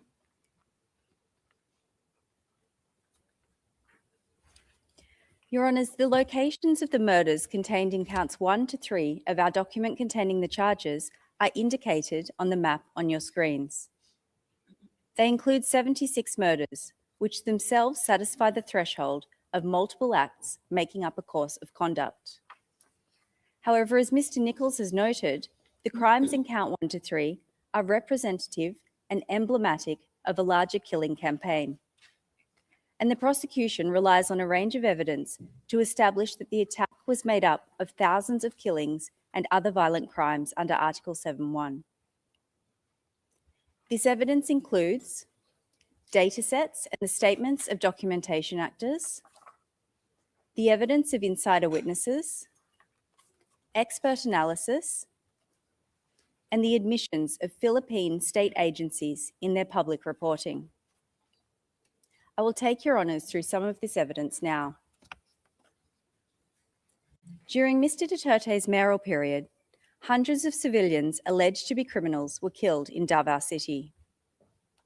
On your screens is a chart with data on extrajudicial killings in Davao based on public reporting. The data is recorded at tab 116. It shows that between 2012 and 2015, there are at least 274 extrajudicial killings in Davao City. This data is corroborated by DDS insider witnesses. Several DDS witnesses say that they each killed hundreds of alleged criminals while with the DDS. Your Honours can see on this slide quotes from one DDS witness. They estimate that, I quote, between 1,500 and 2,000 people, end quote, are buried at Laoud Quarry. The quarry was only one of several places that the DDS dumped bodies in and around Davao. That's at tab 37. This witness said that they personally killed hundreds of people. They described their job as the DDS as being, quote, just to kill small criminals, petty criminals. Out of the almost 300 people that I have killed, I never actually got to kill a drug lord, end quote. That's at tab 34. This witness's words make it clear that the target of the attack was people alleged to be criminals in Davao. Your Honours, another DDS witness who also killed hundreds of people said that the DDS targeted, I quote, suspected criminals in Davao City, including shabu users and pushers, end quote. That's at tab 58. Your Honours, as you have heard previously, Mr. Duterte has himself publicly admitted that he killed around 1,700 people while he was mayor of Davao City. I quote, they say I killed 700, they undercounted, around 1,700, end quote. That's at tabs 10, 10.1, 10.2. This evidence, the data collected by independent organisations, the statements of insiders on the hundreds of people that they have each killed, and Mr. Duterte's own admission of having killed 1,700 people while mayor of Davao all show that the attack was widespread in the mayoral period. And the attack continued to be widespread after Mr. Duterte became president, when it expanded across the country. The victimisation expanded, with the hundreds killed during the mayoral period becoming thousands in the presidential period. Your Honours can see a map of the Philippines on the slide. The colours which will emerge show the locations and density of the killings in the anti-illegal drug campaign. Purple dots indicate an area with 1 to 10 killings, while yellow indicates 500 killings. This is how the killings progressed throughout the presidential period.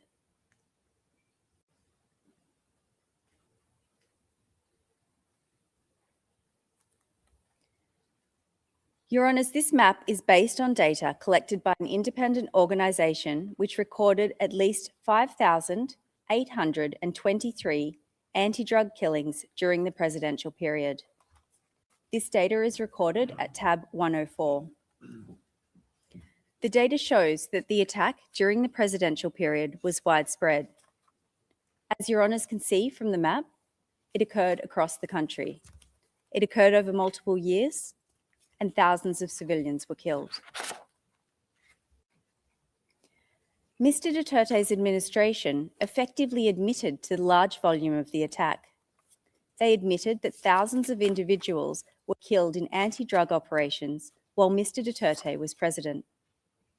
For example, in the Duterte administration's 2017 year-end report, which you can see on your screens, the administration admitted that 3,967 drug personalities died in anti-drug operations in the first year and a half of Mr. Duterte's presidency.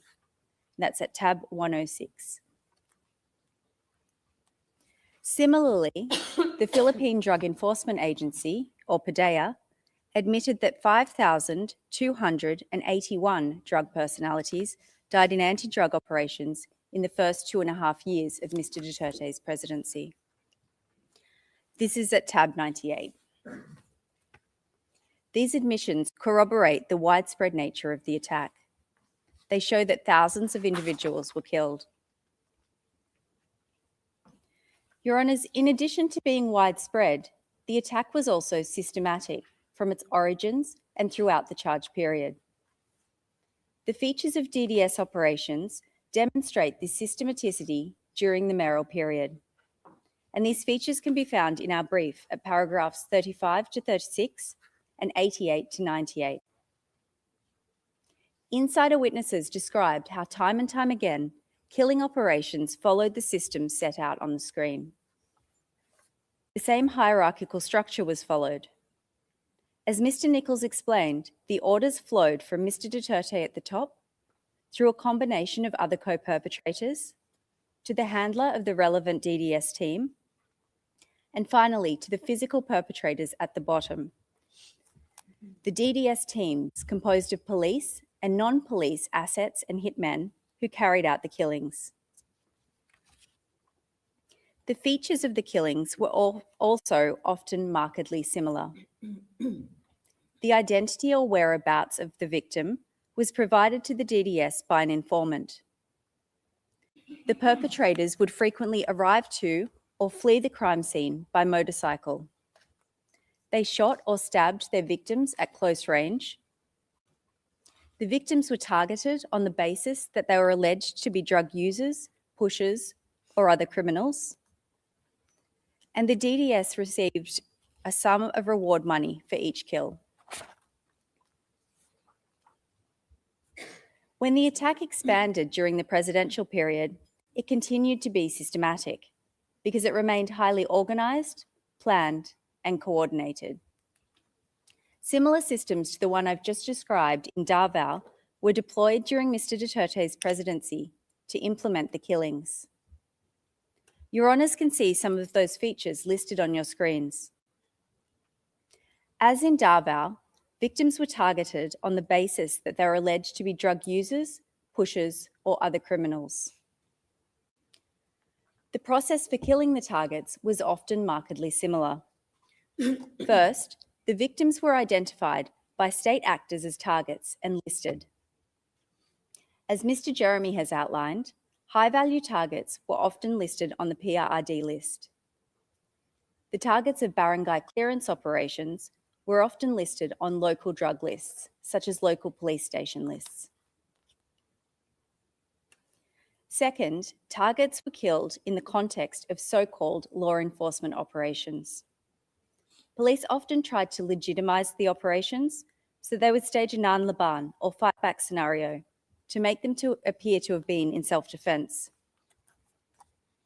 They would also plant evidence, such as drugs and guns, on the victims' bodies.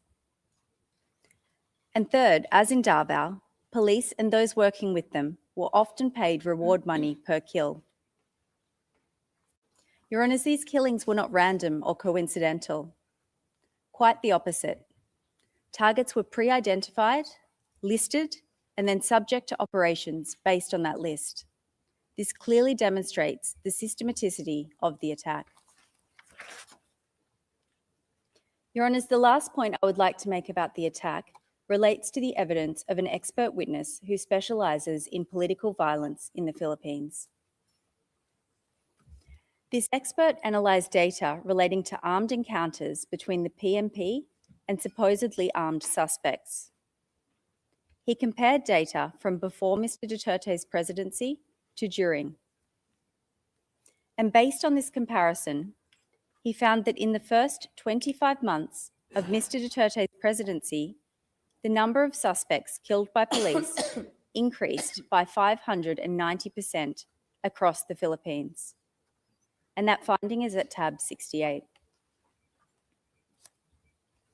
Your Honours have heard Mr. Jeremy speak about Bulacan, a province immediately north of Metro Manila, where Mr. Duterte praised the killing of 32 civilians in police operations in 24 hours. The expert witness found that in Bulacan, police killings rose by 1,600% when Mr. Duterte became president, and that's at tab 121. The expert also compared data on Bulacan Police's use of deadly force to other countries and cities across the world. He used the metric of police killings per 100,000 population. The chart on your screens shows this comparison, which is at tab 121 again.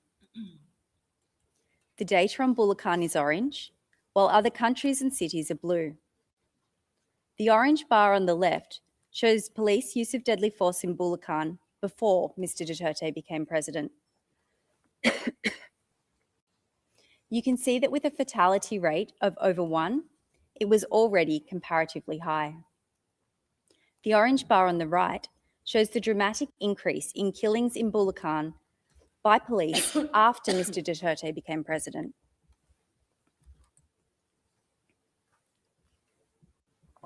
The expert concluded that, quote, "The only plausible explanation for such an extreme ratio is a widespread policy of extrajudicial executions," end quote. That's also tab 121. Your Honours, this leads us to the policy requirement for crimes against humanity in Article 7.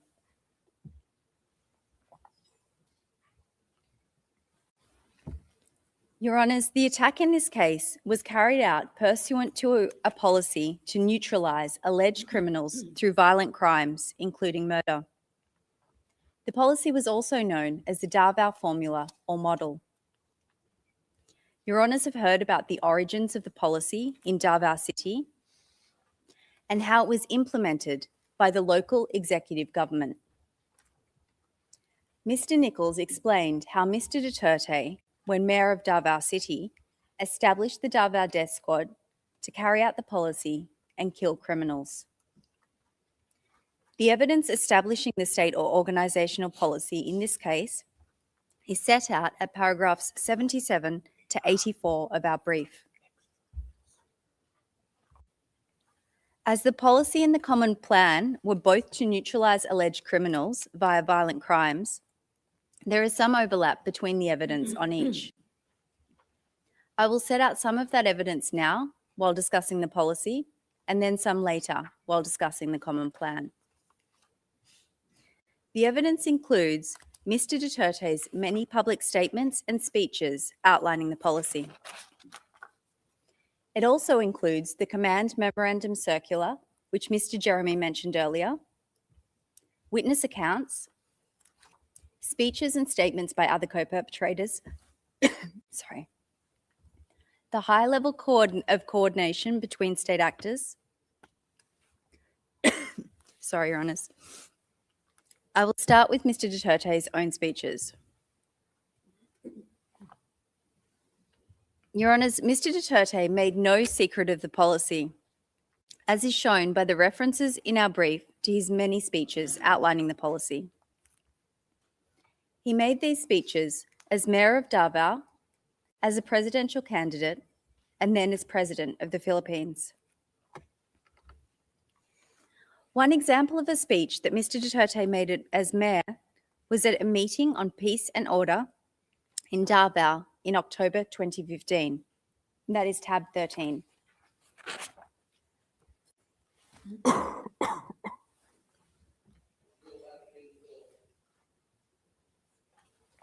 Thank you.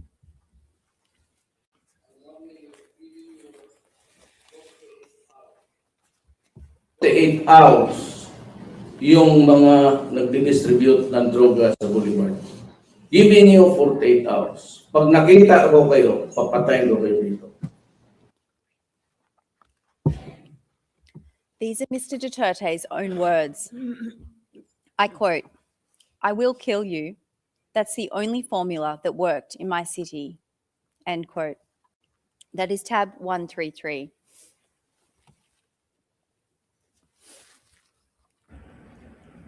Prangka-prangkahan talaga. I will kill you.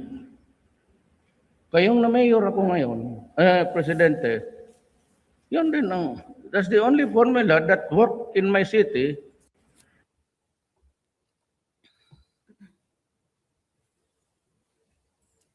Your Honours will recall that yesterday, Mr. Nichols played a series of Mr. Duterte's presidential campaign speeches.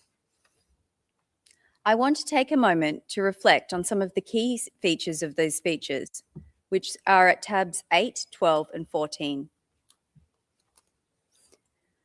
First, Mr. Duterte frequently said that if elected as president, he would stop drugs and crime in the Philippines in 3 to 6 months. He frequently referenced his experience in Davao, where he admitted that he had killed criminals. He said that if elected, he would order the military and police to do the same nationwide. And he expressly stated that this would entail killing.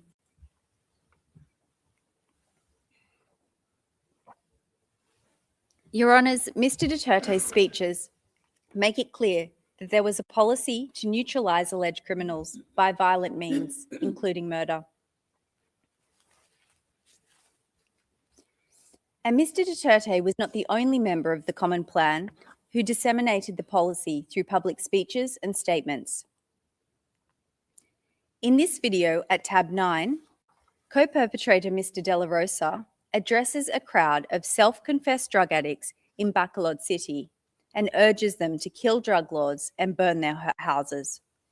But on Thursday, National Police Chief Ronald De La Rosa's rhetorics were far from toned down, as he told hundreds of self-confessed drug users and pushers in Bacolod City to kill drug lords.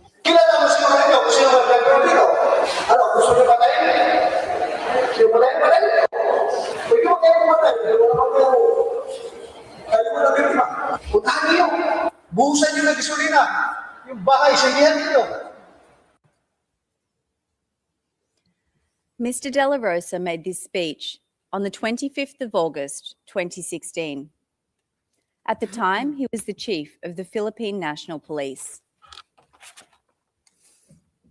Your Honours, the existence of the policy is also shown by the police directive which Mr. Jeremy spoke about earlier, Command Memorandum Circular number 16 of 2016. This is at tab 112.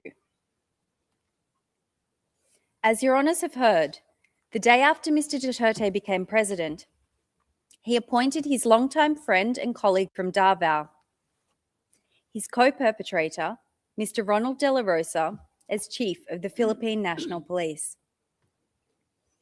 On the same day, Mr. De La Rosa formalised the anti-drugs component of the policy by issuing this directive to the 180,000 police officers under his command. The circular directed police to pursue the neutralisation of illegal drug personalities. As Mr. Jeremy has outlined, the evidence shows that within law enforcement, neutralise meant and was understood as meaning to kill. Your Honours, the Command Memorandum Circular shows there was a policy to neutralise through violent crimes such as murder.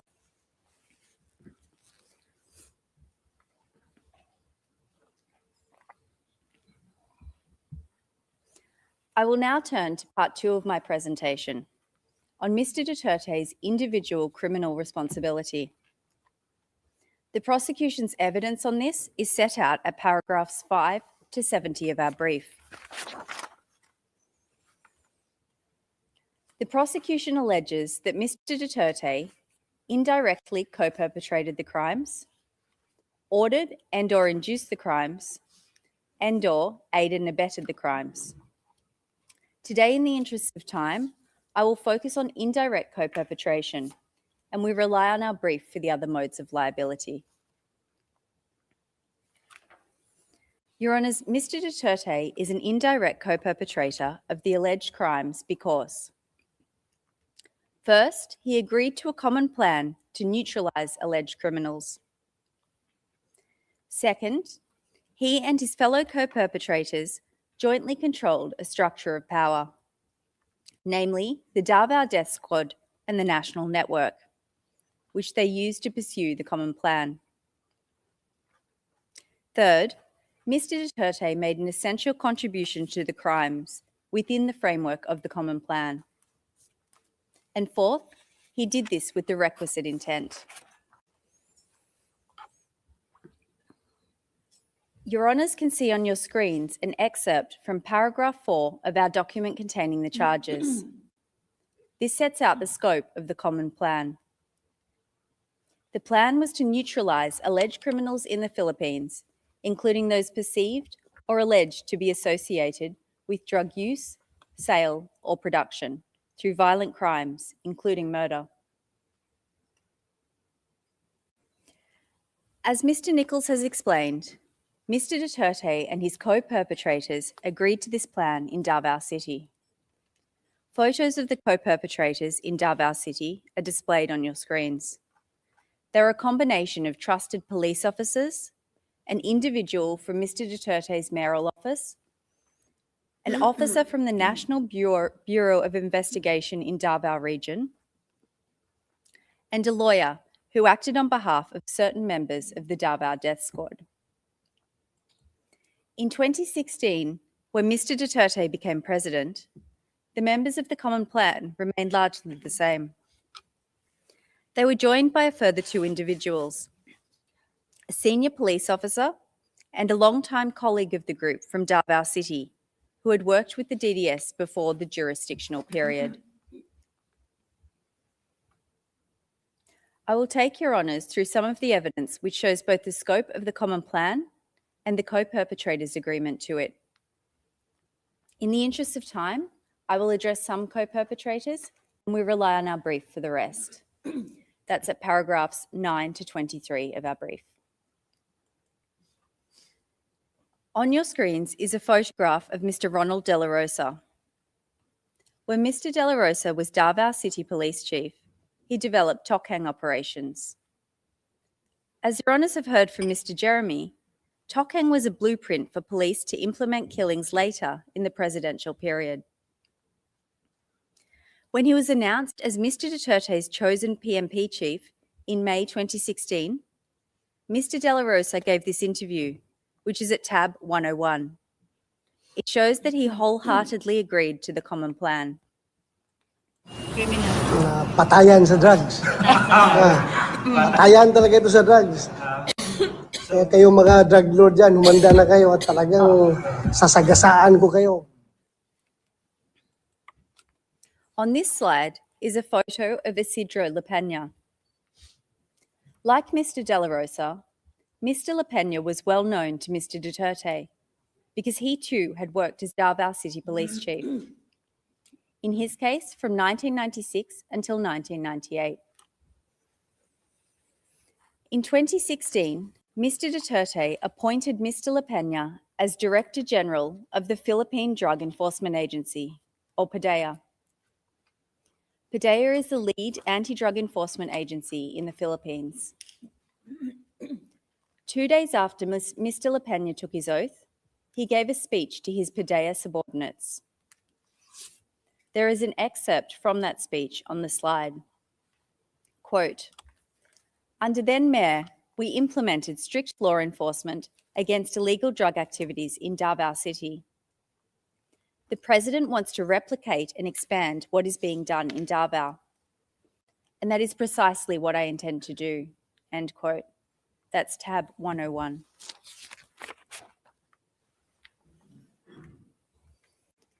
Also like Mr. De La Rosa, Vicente Danao was Davao City Police Chief during the mayoral period, in his case from 2013 to 2016.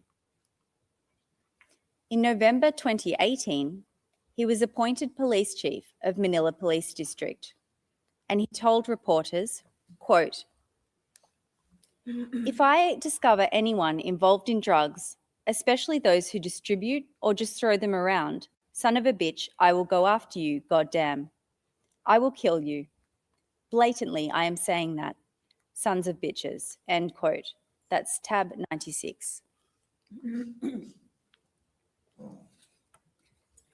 When Mr. Duterte became president, he appointed Vitaliano Aguirre II as Secretary of Justice. Mr. Aguirre has also publicly acknowledged the Common Plan and his agreement to it as a member of Mr. Duterte's administration. Well, which do you want? We build first. We build the prison facilities first, or do we go against these people? Choose. If you're in the Philippines, we will choose to kill these drug lords. Quote, "In the Philippines, we will choose to kill these drug lords." End quote. That's tab 125. Your Honours, these speeches of co-perpetrators show both the scope of the common plan and those co-perpetrators' agreement to it.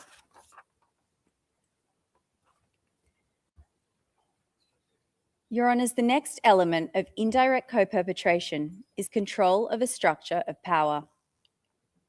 In the mayoral period, Mr. Duterte and his co-perpetrators controlled the DDS, which they used to pursue the common plan. There is a diagram of the DDS hierarchy on your screens. As the mayor of Davao City, Mr. Duterte sat at the apex of the formal and city structures. The law gave him formal operational, supervision and control over the police in Davao City. In addition to this de jure power, insider witnesses spoke about his de facto power over police and the DDS structure. Under Mr. Duterte were a combination of co-perpetrators from the Davao City Police Office and the Mayor's Office. Together with Mr. Duterte, they controlled the DDS teams beneath them. They controlled the will of the DDS perpetrators through a range of mechanisms. And these are set out in paragraph 38 of our brief and include threats to kill and actual killing. To illustrate this control, there are quotes from one witness on your screen. This witness said that when he was first told to kill, he did not want to. But, I quote, "I felt like I didn't have any other choice but to follow their orders. Duterte is the most powerful person in Davao City, and you had to do what he wanted. It wasn't possible not to not obey his command." End quote. This is tab 51. When Mr. Duterte became president, the co-perpetrators continued to control a structure of power. One of the first things that Mr. Duterte did with his new presidential powers was to appoint his co-perpetrators from Davao to national positions in government and law enforcement, which were key to the common plan. And after he appointed Mr. De La Rosa as chief of the PMP, Mr. De La Rosa used his new powers to move other police co-perpetrators into key policing roles. These new appointments expanded the geographic powers of the co-perpetrators and allowed them to create a larger network of individuals they controlled. Your Honours can see that structure of power on the chart on your screens. The co-perpetrators controlled the executive, they controlled the police, they controlled the Drug Enforcement Agency, the National Bureau of Investigation, and the Department of Justice. And they used this control to ensure that their subordinates carried out the plan to neutralise alleged criminals through violent crimes. For example, as PMP chief, Mr. De La Rosa now controlled some 180,000 police officers, who, as you have heard, he directed to neutralise drug personalities. Mr. La Peña now controlled 1,800 Philippine drug enforcement personnel.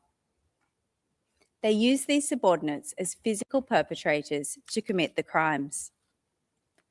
Mr. Aguirre, as Secretary of Justice, now had control of the National Prosecution Service.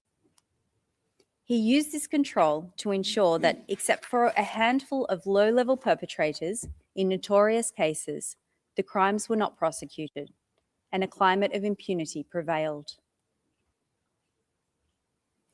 And the co-perpetrators controlled the will of the physical perpetrators. As in Davao City, low-level members of the national network risked losing their jobs or being killed if they did not comply. For example, Your Honours can see the evidence of a police insider on your screens. He said that if his boss did not kill enough people during police operations, he would lose his post and be replaced. I quote, "We were told that there should be 5 to 10 deaths per month. The regional director called him and told him that if there were no deaths or no recorded killings, then he would be relieved of his duty. End quote. That's tab 124. Now on your screens is the evidence of an individual who police suspected of involvement in drugs. He surrendered to police to avoid being killed. The police held his status as an alleged drug pusher against him and recruited him as an asset. They made him kill other civilians who were alleged to be involved with drugs. He said, quote, "I surrendered myself to them. I knew that they wanted to kill me, so I became an asset of theirs," end quote. That's at tab 22.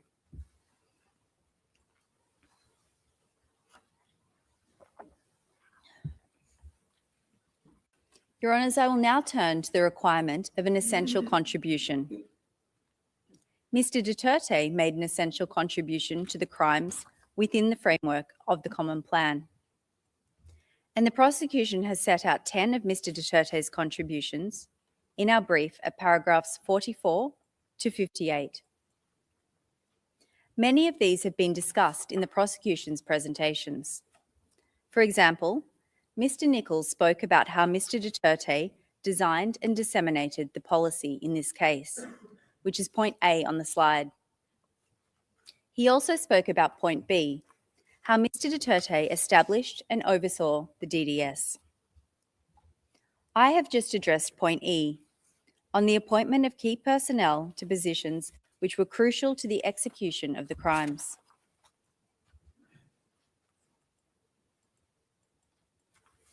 Mr. Jeremy has spoken about point J, how Mr. Duterte publicly named so-called high-value targets who were then killed. And all members of the prosecution have touched upon point H, Mr. Duterte's public statements authorising, condoning and encouraging killing. Your Honours, without Mr. Duterte's essential contribution, the crimes in this case would not have been committed, or they would have been committed in a significantly different way. We can see this in the evidence of low-level members of the Davao Death Squad and the National Network, who said that Mr. Duterte's conduct had a causal effect on their perpetration of the crimes. You can see on the screens, one low-level perpetrator during the mayoral period said, I quote, "I was confident to continue killing people because anyway, we wouldn't be arrested for that," end quote. That's tab 38. A low-level police perpetrator during the presidential period was asked about the impact Mr. Duterte's public speeches had on his team, including when deciding to kill someone. He responded, quote, "It did have an effect on me because it's like I was saying to myself, well, even the president, he himself is ready to do something like this, and who am I?" End quote. That's tab 142. A senior police officer during the presidential period was asked why his police unit started killing in July 2016. He responded, I quote, "Because of the directive of the president," end quote. That's tab 120.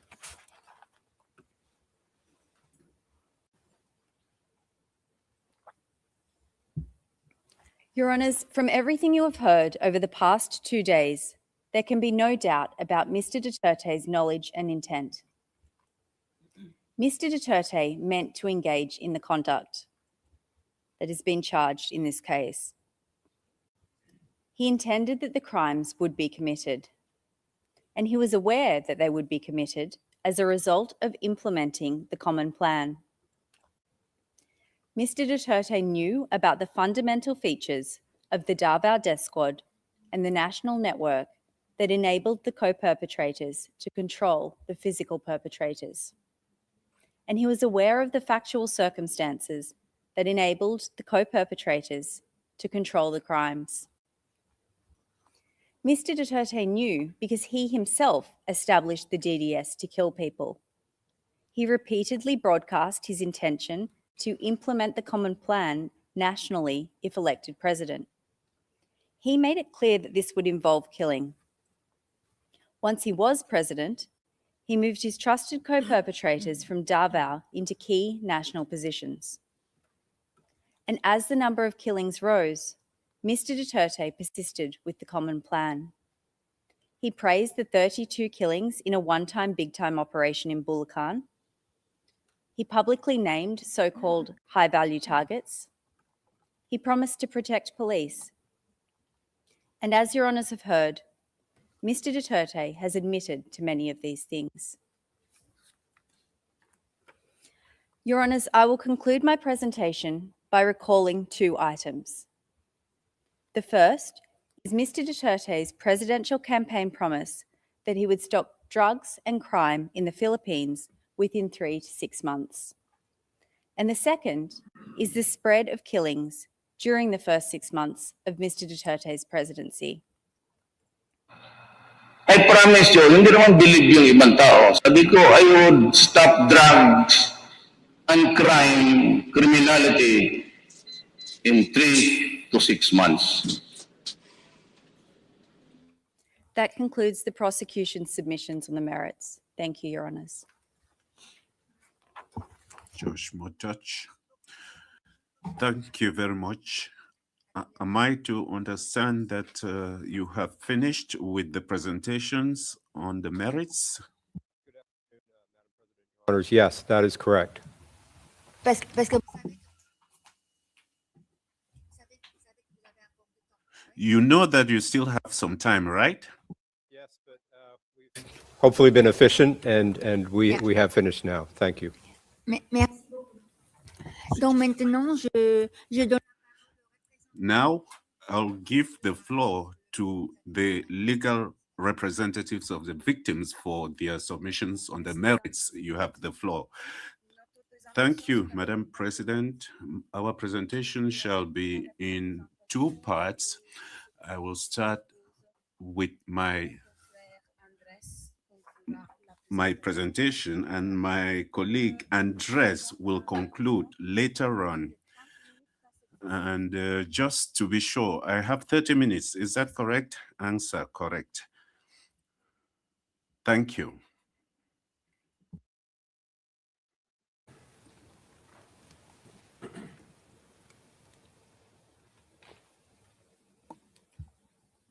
Madam President, Your Honours, we speak today on behalf of the thousands of victims and surviving families who have suffered immeasurable harm under the so-called anti-drug campaign conducted during the administration of the suspect, former President Rodrigo Roa Duterte.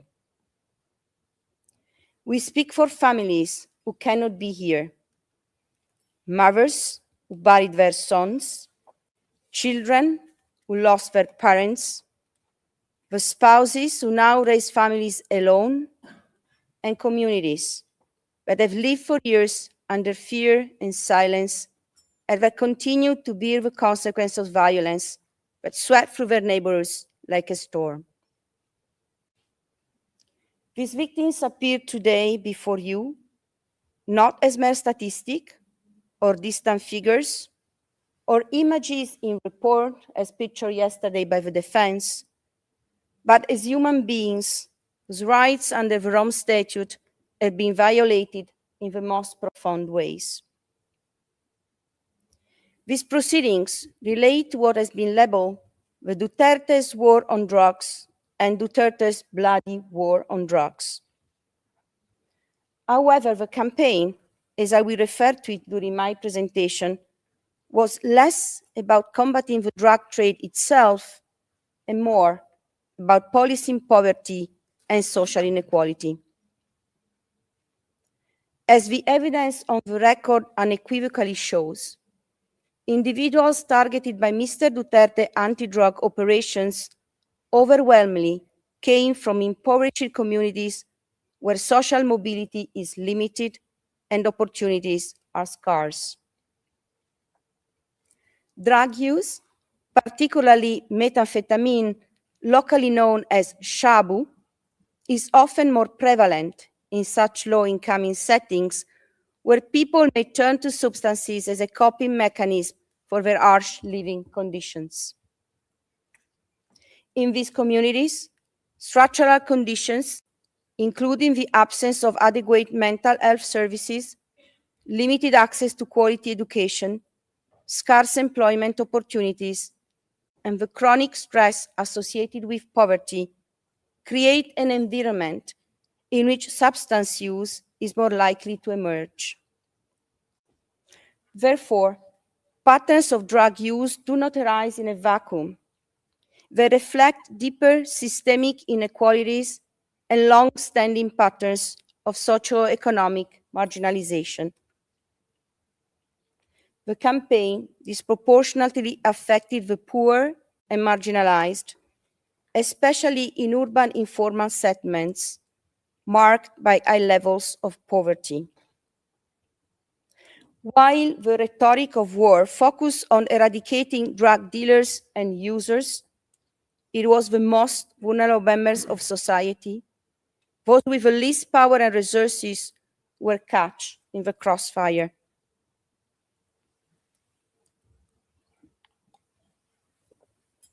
A significant number of the ones killed had little or no criminal history and were often accused of minor drug-related conduct or perceived drug use by the authorities.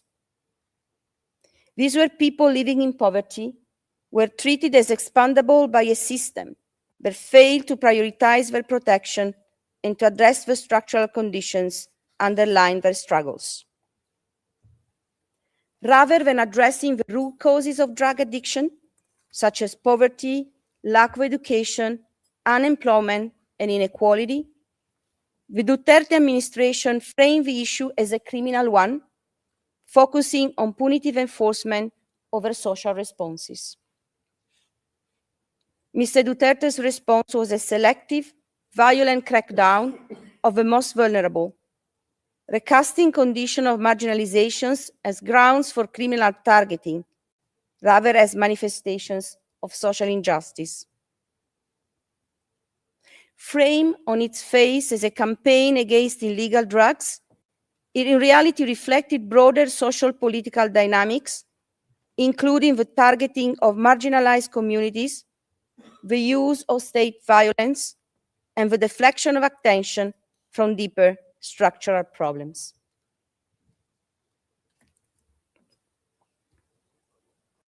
Mr. Duterte is charged under Article 7(1)(a) of the Rome Statute with the crimes against humanity of murder and attempted murder allegedly committed between 1st November 2011 and 16 March 2019 in or around Davao City during the period in which he was mayor of the town, and across the Republic of the Philippines during his term as president of the country.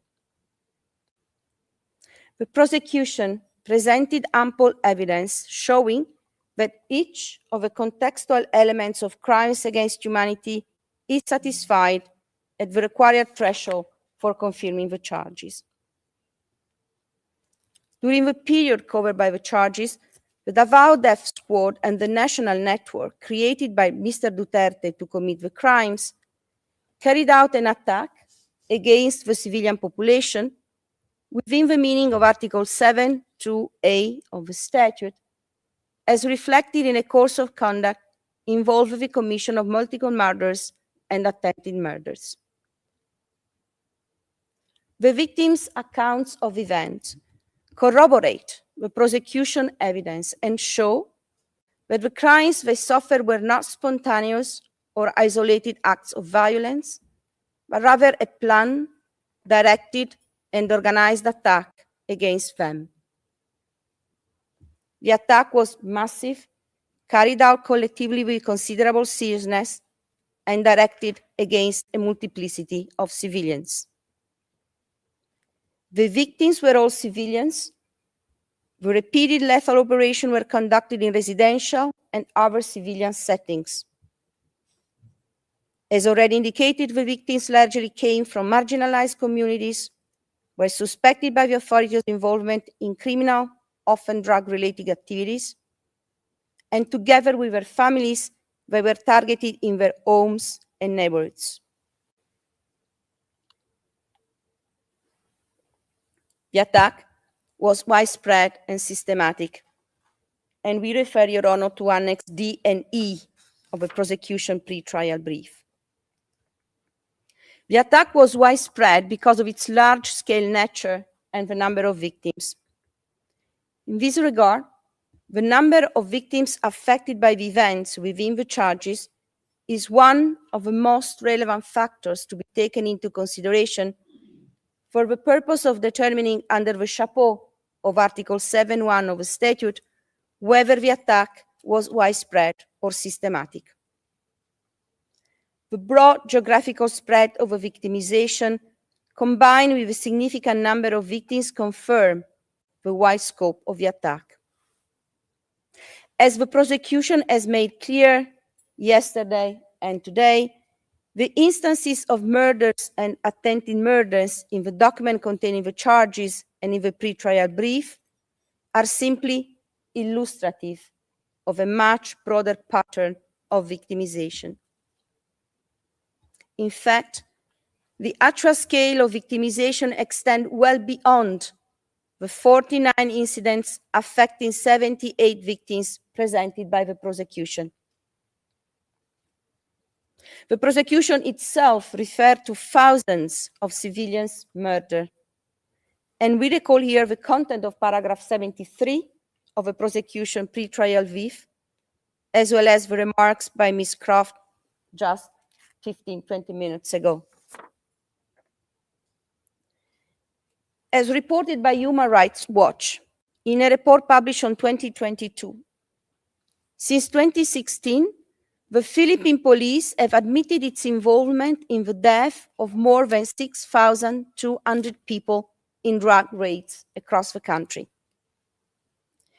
In a 2020 report, the United Nations Office of the High Commissioner for Human Rights reported 8,663 deaths occurred in the drug war.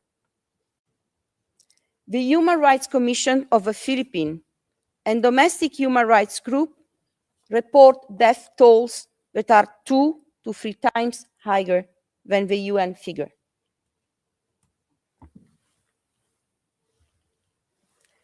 The attack was also systematic, well-planned, and well-executed, following a standard modus operandi. In many cases, it began with an individual receiving a visit or a phone call from an official from the local barangay, informing them that they were on a drug watch list drawn up by barangay officials and the police. In practice, these visits function less as warnings than as a means of confirming the identity and whereabouts of the intended target. As one victim reported, I quote, "A barangay official told my husband to surrender to the police because he was on the watch list as a drug user. He had given up drug use months earlier, so did not go. 2 weeks later, 3 armed masked men wearing bulletproof vests arrived at our home in Manila and handcuffed him. I could hear my husband begging for his life from outside the room. We were crying, and the other armed men threatened to kill us as well. Moments later, my husband was shot dead." End of quote. Survivors, relatives, and neighbors consistently recount that armed men typically work in groups of 2, 4, or a dozen. They wore either police uniform or civilian clothes, often all black, with their face concealed by balaclava-style headgear, masks, baseball caps, or helmets. They carried handguns. As one victim explained, and I quote, "On 6 June 2017, at about 9:45 in the evening, I was at home with my husband, and our children were sleeping upstairs. 4 unidentified men wearing helmets and bonnets arrived at home looking for my husband. They broke down the front door. I started begging them to spare the life of my husband. The man pushed me away. My husband was shot in the chest and fell face down. While lying face down, he was shot 5 more times in the nape and head. The children woke up terrified because of the gunshots. End of quote. Attackers frequently travel by motorcycle, typically with 2 individuals on a single bike. Often a van, invariably white or black, and at times bearing markings associated with police vehicles was also present. They banged on doors and barged into rooms. The attackers did not identify themselves or provide warrants. Family members report hearing beatings and their loved ones begging for their lives. And I quote again from the recollection of one of the victims. 5 masked armed men broke into our house in Bulacan province where my father was playing cards. We could see him kneeling in a surrendering position. The men grabbed him and slammed him into a concrete wall several times. And then, just they throw him outside. We saw the shooting. We were just there. My father's face was bleeding from being hit, and he was begging them for mercy when he was shot. End of quote. Another victim explained, quote, my father collapsed to the floor but still tried to move, begging for his life. Yet the man continued shooting him. I couldn't count how many times I was so afraid. We also heard successive gunshots from outside. Later, we found that also 2 of our neighbors were killed. End of quote. The shooting could happen immediately, behind closed doors or in the street, or the victims would be taken away by the gunman only for shots to be heard minutes later and the body to be discovered by local residents. At times, bodies were dumped elsewhere, sometimes with hands tied or heads wrapped in plastic. Relatives typically found them after being alerted by policemen or by the neighbors.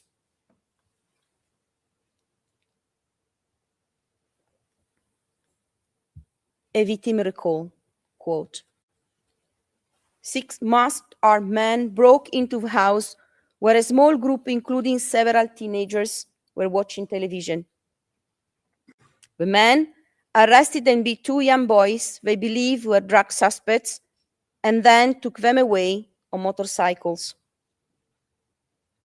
A half hour later, after hearing from a uniformed policeman, we, referring to the relatives, rushed to a nearby bridge to find their bodies, both with gunshot wounds to the head, their hands tied with cloth. The gunmen were still at the scene, while uniformed police cordoned off the area. Another victim recounted, quote, a week after his brother was killed, 10 police officers, some in civilian clothes, arrested my other son and took him to the local barangay office. That evening, masked armed men abducted him from the barangay office. Shortly afterwards, his body was found under a bridge a block away. When we found him, we saw that his entire head had been wrapped in packing tape and his hands had been tied behind his back. He had been shot execution style through the mouth. End of quote. And another one, quote, "The body seemed like it was just thrown out. The nails were removed, one eyeball was missing, stuffed by cotton." End of quote. Relatives and witnesses often saw uniformed police in the immediate surroundings of the incident, securing the perimeter. Special crime scene investigators typically arrived within minutes. In numerous cases, an unregistered 38 or 45 caliber gun and a packet of shabu were found placed beside the body.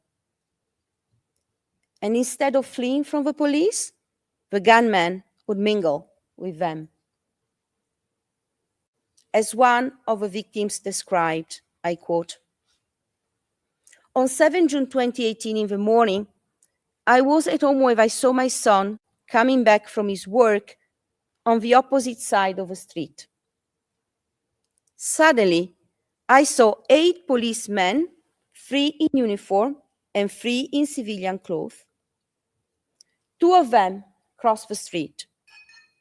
They took my son and banged his head against the wall. They accused him of selling shabu. He denied. He was then taken to the door of the house. He was shouting, 'Mama, help me!' I took a piece of wood and hit one policeman. Suddenly, one policeman pointed the gun against my son. He shot twice, at the head and at the chest. While in shock, I saw one police officer placing 4 packets of shabu and a gun around the body of my son." End of quote. The same account of another victim who simply recalled, "After the shooting of my son, who was only 19, uniformed police showed me his body in the house and a 45 caliber handgun next to his body.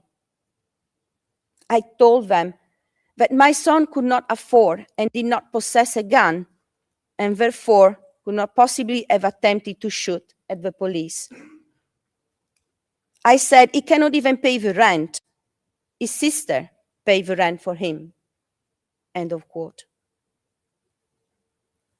On occasions, victims were still alive when found by the relatives and taken to the hospital, where they later succumbed to their injuries.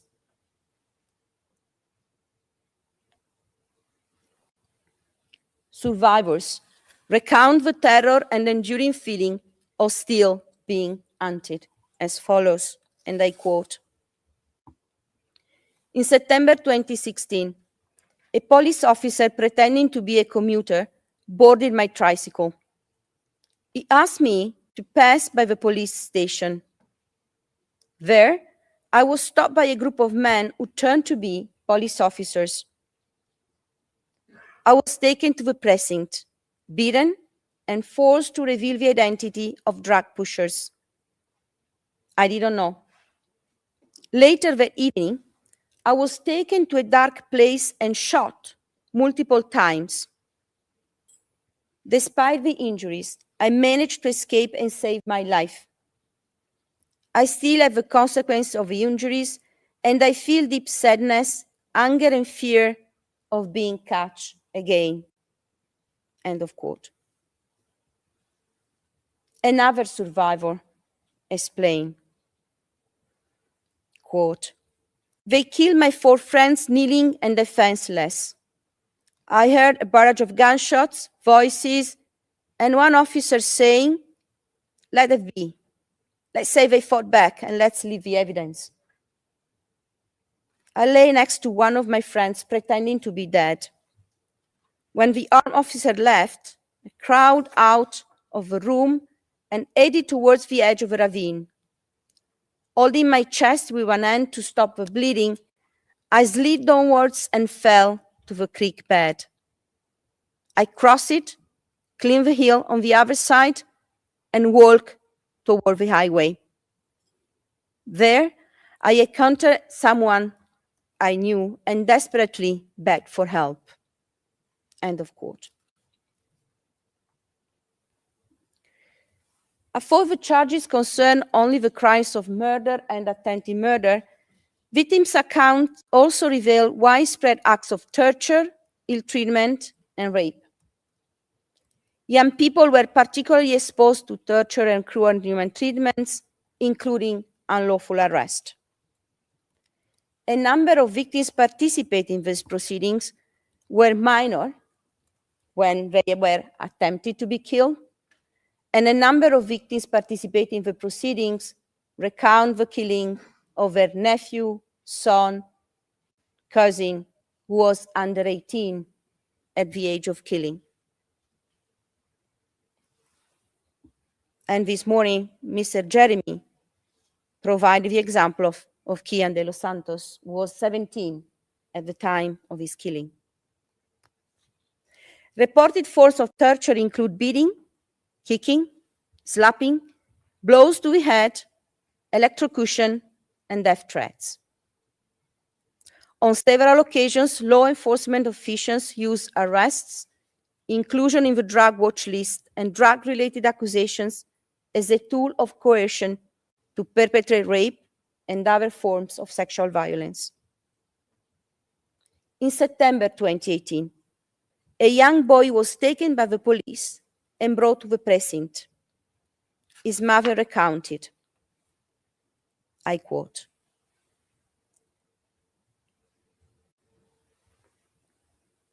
"At the precinct, he was repeatedly coerced into confessing a crime he was accused of.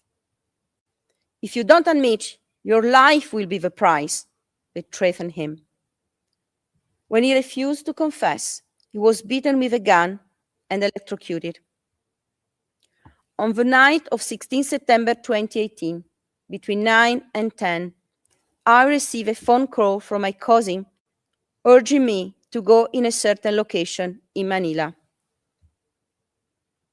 What I saw was a nightmare.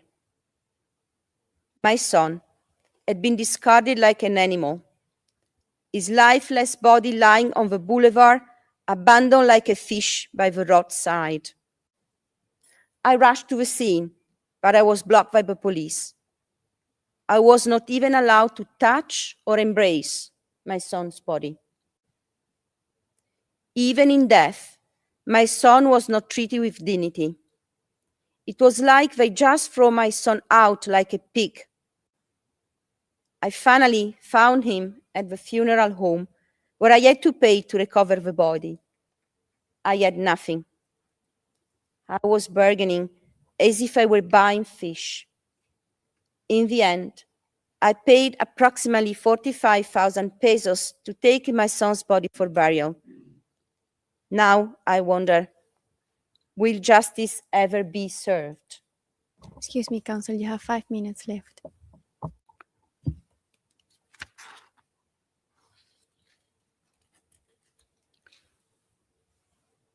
Official police reports of these incidents invariably invoked self-defense to justify the killings, despite eyewitness accounts that portray the killings as cold-blooded murders of unarmed individuals.